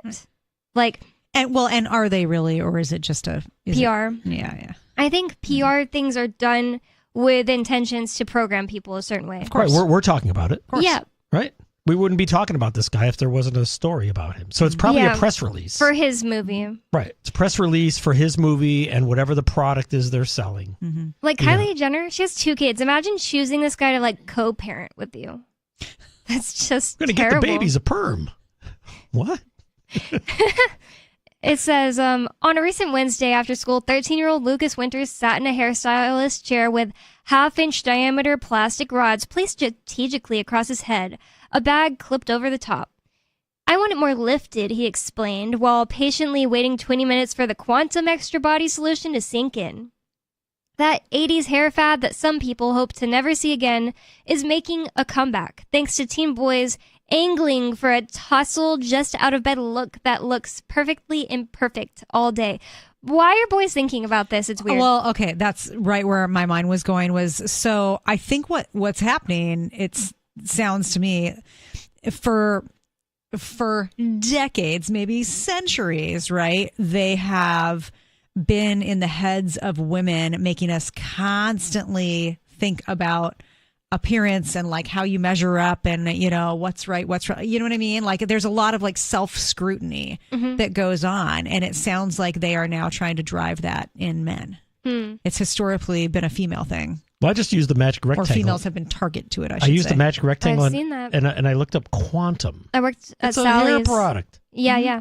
So the whole thing is a psyop to sell. Let me see that picture. It's like That just seems like a random thing to sell. That is like the brand. If you were going to go get a perm, you would buy that one at Sally's. right, but they mentioned Look how it. much that label looks like the Coca-Cola label. Oh, yeah, you're right. But they mention it specifically in the article. Not he's got some perm solution. No, but it's quantum hair product. Yeah, it could definitely just be an ad, too. Brought to you by Carl's Brought Jr. to you by Kylie Jenner. Yeah, I know. Right. Go see the new movie. You know, it's almost like Coca-Cola brought to you by McDonald's. My friend's daughter wants to see it, so that's why I'm going to go see it. And I was like, it seems like one of those movies that's going to be cringy in a way that will be fun to make fun of. So does he have the hairstyle in the movie? It might be even curlier in the movie because Oh. he's supposed to look like, you know, Gene Simmons. Which I just... Gene Wilder. Oh, yeah, Gene Wilder. I keep saying... Isn't Gene Simmons, I think he's Kiss? got a little bun, doesn't he? Gene Simmons got... I thought he had long black hair. Isn't Gene Simmons from Kiss? Yeah. I don't know if he has fun, honestly. I don't know. he has a I little just bun. think Gene Simmons' son is handsome, but I never really pay attention to him. He's way older than me, I guess. And older than even Ian. It says... So they're hawking quantum hair products. Yeah, that's probably what is happening. It says, his hair is now more expensive than mine, says Lucas's mother, a 13-year-old boy. It's just weird. Unless he's gay. Like, okay, I wouldn't even be talking about this if he's gay. I'd be like, oh, that's normal. Let's move on. But it's not, the article isn't telling it like that. His hair is now more expensive than mine, says Lucas's mother, Wendy Winters, a Home Depot store manager who normally pays $45 for her own haircuts at Hair by Ali Vandriel in Meneshaw. Why would they even... That's a weird thing that they purposely put out there. Like on... That is weird. That girl just got a shout out on the Wall Street Journal for... Hey, wait, where the does she work? Hair? No, where does the mom work? Oh, she works at Home Depot. Oh, Home Depot. I just said that. Look, I have a Home Depot ad on my phone right now. Oh, you got a Home Depot ad when you looked up quantum? No, I'm just saying, like, all these, like, they can They're just plants, say yeah. they can just say that she's a store manager, but they have to say at Home Depot. You know, and they go to a salon, this specific salon. It just sounds like it's all product placement. It's like in Talladega Nights, which is one of the greatest I didn't see that movie one. displays of product placement. Like it's just funny. Is it supposed to be kind of like They Live, everything's an advertisement? Yeah, well, Talladega Nights is like Will Ferrell plays a NASCAR racer, and they have stuff all over him. Yeah. Oh, well, that it's makes just, sense. But I'm sure they make it funny. It's a joke, but it's like so in your face. But I'm sure that's reality. Right, brought to you by Carl's Jr. It does kind of feel like that right now. Like even this random girl who does hair at Hair by Ali Vandriel in Meneshaw, Wisconsin, just got a shout out. Like that's so random, so weird. Says she paid for Lucas's first perm in August, but told her son to dig into his allowance money to help to cover the $115 this time around. Whoa. So boys are spending $115 of their allowance on perming I'm their hair. telling you, it's money. It's starting to get into the male mind the way they have into the female mind, and it's also chemical exposure now to men the way it has been to women. Yeah, because this is crazy where my chemical. brain goes. Yeah. It's like You're putting chemicals in your hair to twist it. Right? Yeah, that's a really strong absolutely. chemical. Like that's one Right. thing that like I normally say like whatever, just do that yourself at home about almost everything. But perming, I wouldn't even attempt that at home. Like you'd need to be a professional and know about the chemicals because It's probably got atrazine serious. in it too. But well, that's the thing. The more I'll be curious over the next 20 to 30 years, the suspense will be killing me to see if some of the health issues that have historically been like this seems to affect women more than men. Right. If we start seeing differences because of, like if enough if they're pushing enough stuff towards men that historically would have only been pushed towards women. I can see the commercials now. Did you get a permanent in the year 2024? Oh, no. You could be entitled to Call extreme 1-800. compensation for your hair loss Oh, and my your goodness. sterility. It's probably like a sterility product. Like, hey, we'll put it in the quantum hair thing, and boys will love it, and we'll make them sterile. All part of the depopulation agenda. I think there great. has to be something wrong with you to look at Timothée Chalamet, be a 13-year-old boy, and be like, I idolize him. Unless you're gay. Okay, if you're gay, it's like, I'm not making fun of you. I'm making fun of straight guys who think that. It makes no sense. I mean, when I was 13, I wouldn't be bragging I'm going to the salon de Charlemagne. I was going to Tony's barbershop or whatever, Like, but so again, like since I spent the majority of my life on the West Coast, and in my teenage years, right, growing up, and now that I'm out east and in New specifically in the Shire, I will say that there are manly men out here. Like it's like men's men, and I just was never. That's few and far between. And I'm not saying like they're not real men or whatever, but they're not packaged. That was he calls those angiisms. Sometimes I say things. Oh, I thought it was a Freudian slip. Yeah, that's it's exactly an what it is. angiism split. But if you live in like, San Diego or LA or suburban California as a man, your life is so different, and you're going to dress and look different. Like, you're going to a gym, you have a gym membership, and you're going to wear like your joggers that are like skinny joggers now, because that's what's in style. And you're going to have your haircut that's like okay for your corporate job, and you're going to have it's so different. Right, and you don't have a chainsaw and like when I was wood. a teenage girl, I probably would have thought like, oh, he's cute because I don't know, maybe his like feminine features would have like seemed more like normal, like safe, or like he looks sweet, he looks kind, or you know what I mean. But I also I wasn't surrounded by what I'm surrounded by now. Like the red and black flannel and beards, and I wasn't surrounded by the lumberjacks that I'm surrounded by. Pickup truck driving. Like, I do see what you're hillbillies out saying. here on the West Coast. Jay Noon made a point once that really made me think, because when I was a middle schooler all the way up till a 17-year-old high schooler, I just thought it wasn't that I ever thought I was gay. I've never thought I was gay, but I was like, I think I just don't really like boys. Maybe one day I'll like boys. Like, all my friends like had boyfriends and stuff, and like boys would like me, and I just would be like, this is nauseating. I don't like them. I can't make myself like them. And I think I figured out one, I don't like boys that are high schoolers. And two, I lived in not like the city of San Antonio, but the suburb right outside of it. A more metropolitan area, yeah. And I think that like all of my boyfriends were like bi at least, or gay, and like skateboarders who cared about how they dressed and like stuff that wasn't manly. And then I moved out to the middle of nowhere in Utah, and all of a sudden it was like, seriously, like it was like I got hit in the head and liked boys. And I don't know if it's just like less fluoride in the water, maybe. That is one thing that Jay Noon actually said, and he also said, "Well, you were away from the city, so your hormones started working." And I was like, "That seriously could have something to do with it." That could be a thing, and it could also just be that you were in an area where the community you were in had, a set of values that just weren't in line with you. Yeah. Right. With what you were looking for, and you moved to an area with a different set of, because that's kind of how community works. Yep. I think that makes a lot of sense. So maybe these boys actually do have a normal straight boy prerogative. But this kid's in Wisconsin. That's a good point, too. Too bad the captain wasn't here to comment. What's it like out there? Yeah. Is it all gay boys in Wisconsin, Captain? Your opinion. It says, confounded hairstylists are trying to better understand hair trends. I'm confounded. Oh, he says including broccoli and bird's nest hair. That's what you were calling it. Oh, the broccoli with bangs. I don't understand what broccoli is. A bird's nest? There is a thing to click on there, but it's a TikTok. It's just like hair that's it's like so crazy. Like it's just poofy. Yeah, like it's not quite a wave. It's definitely not a curl. It's just like messed up looking. Okay.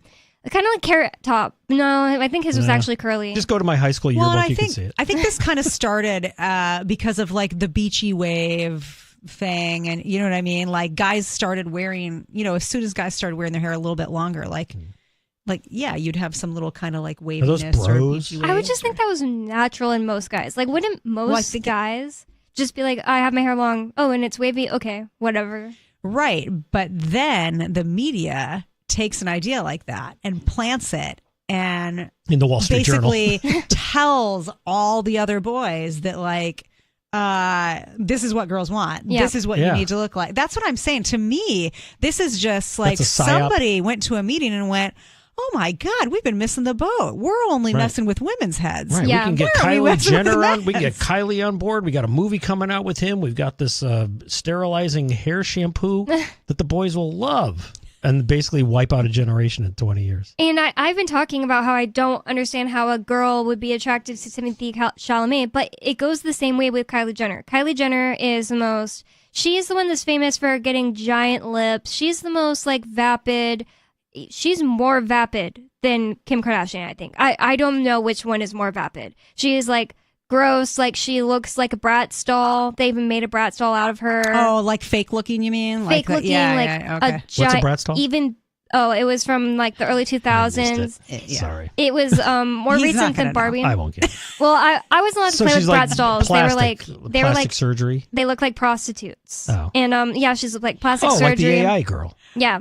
Yeah. And, yeah. That's the thing. It's like the hoe version of a Barbie doll. Like, yes, I mean, exactly. really, honestly. And they made the heads so they were not proportionate. Mm-hmm. So the head was disproportionately large and very round, and like the eyes were drawn on like disproportionately like and the lips big and lips and like yeah. Okay. And like that was the type of thing my mom would be like, nope, you're getting a Barbie. And all my other friends had Bratz dolls, stuff like that. Mm-hmm. But Bratz doll. I thought you said BRATZ. Bratz dolls. What? Yeah. Sounds like a one disease. word. I have Bratz dolls. Yeah. Disease. He's like, I have a bratwurst.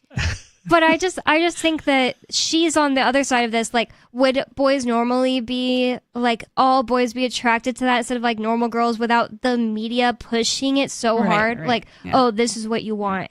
And then girls are being obese just so that way they can have some like girls that aren't like developed. They'll just be like, I'll be fat because guys like curvy. Like, and it's not even healthy. Like, I just have this theory that Kim Kardashian and Kylie Jenner have made girls be fat and be okay with it because like you're not gonna look like Kylie Jenner without plastic surgery, but they're just like, oh, I want to have a big huge butt, well, I'll just be a little bit fat. Guys like that. And it's just like it's like all of these things at once. It's making people unhealthy.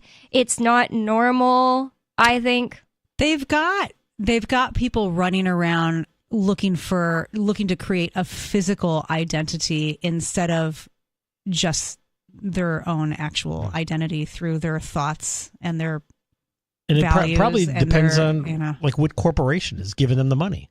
Like Yeah. the perms, like now we're into like skinny people. Well, then we suggest Slim Fast or whatever That's a good product point. they're going to hawk. They're just using these people as quote unquote influencers. yeah, that's true because even this year, right, but the person on the other end, but if they're not aware of that person Right. on the other end They're is disposable. trying to put themselves into a physical group, right? Right. I know what you're saying. You're saying like, I'll just be overweight because at least that's a thing. Right. And I can have a page. I can post about my hardships as a heavy person. Oh my God. Right. The whole Oh thing my about the gosh. Southwest Airlines. I get 2 seats out of the other Southwest week. Airlines. oh my god, I get 2 seats. But that's brainwashing everyone into like looking for a physical identity instead of just your actual self. That's your kind of amazing actual identity. When your that you actual say that identity is, your actual identity is true freedom. If you're constantly chasing the latest fad and whatever, like you're not true to yourself, that's less freedom. Yeah. Absolutely. I think it's amazing that you say that today because I was listening to Eckhart Tolle today. I've just always heard of him. Like Eckhart Tolle, great. he's the guy who's all about the now, this present moment, this I magic looked out moment. the window and I saw a rock. Listen I don't to know his that book. one. It's like, if you listen to his audiobook. Oh, And then there was a bird. It was singing. And I never heard a bird singing like that bird.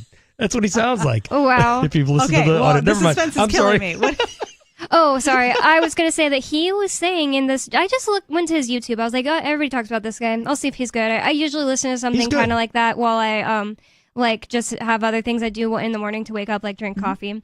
And Is it Into he the was Now? saying, no, it wasn't a book. This was just a YouTube video. And he was saying, well, when people are in survival mode, they're not even thinking about anything.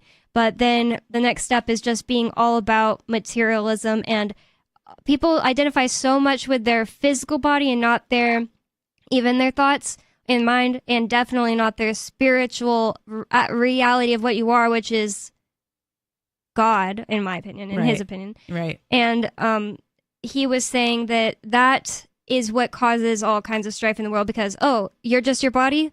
Well, what happens when you think about the fact that you're going to die one day? Right. And all the stuff. Enter the fear. Mm-hmm. Yep.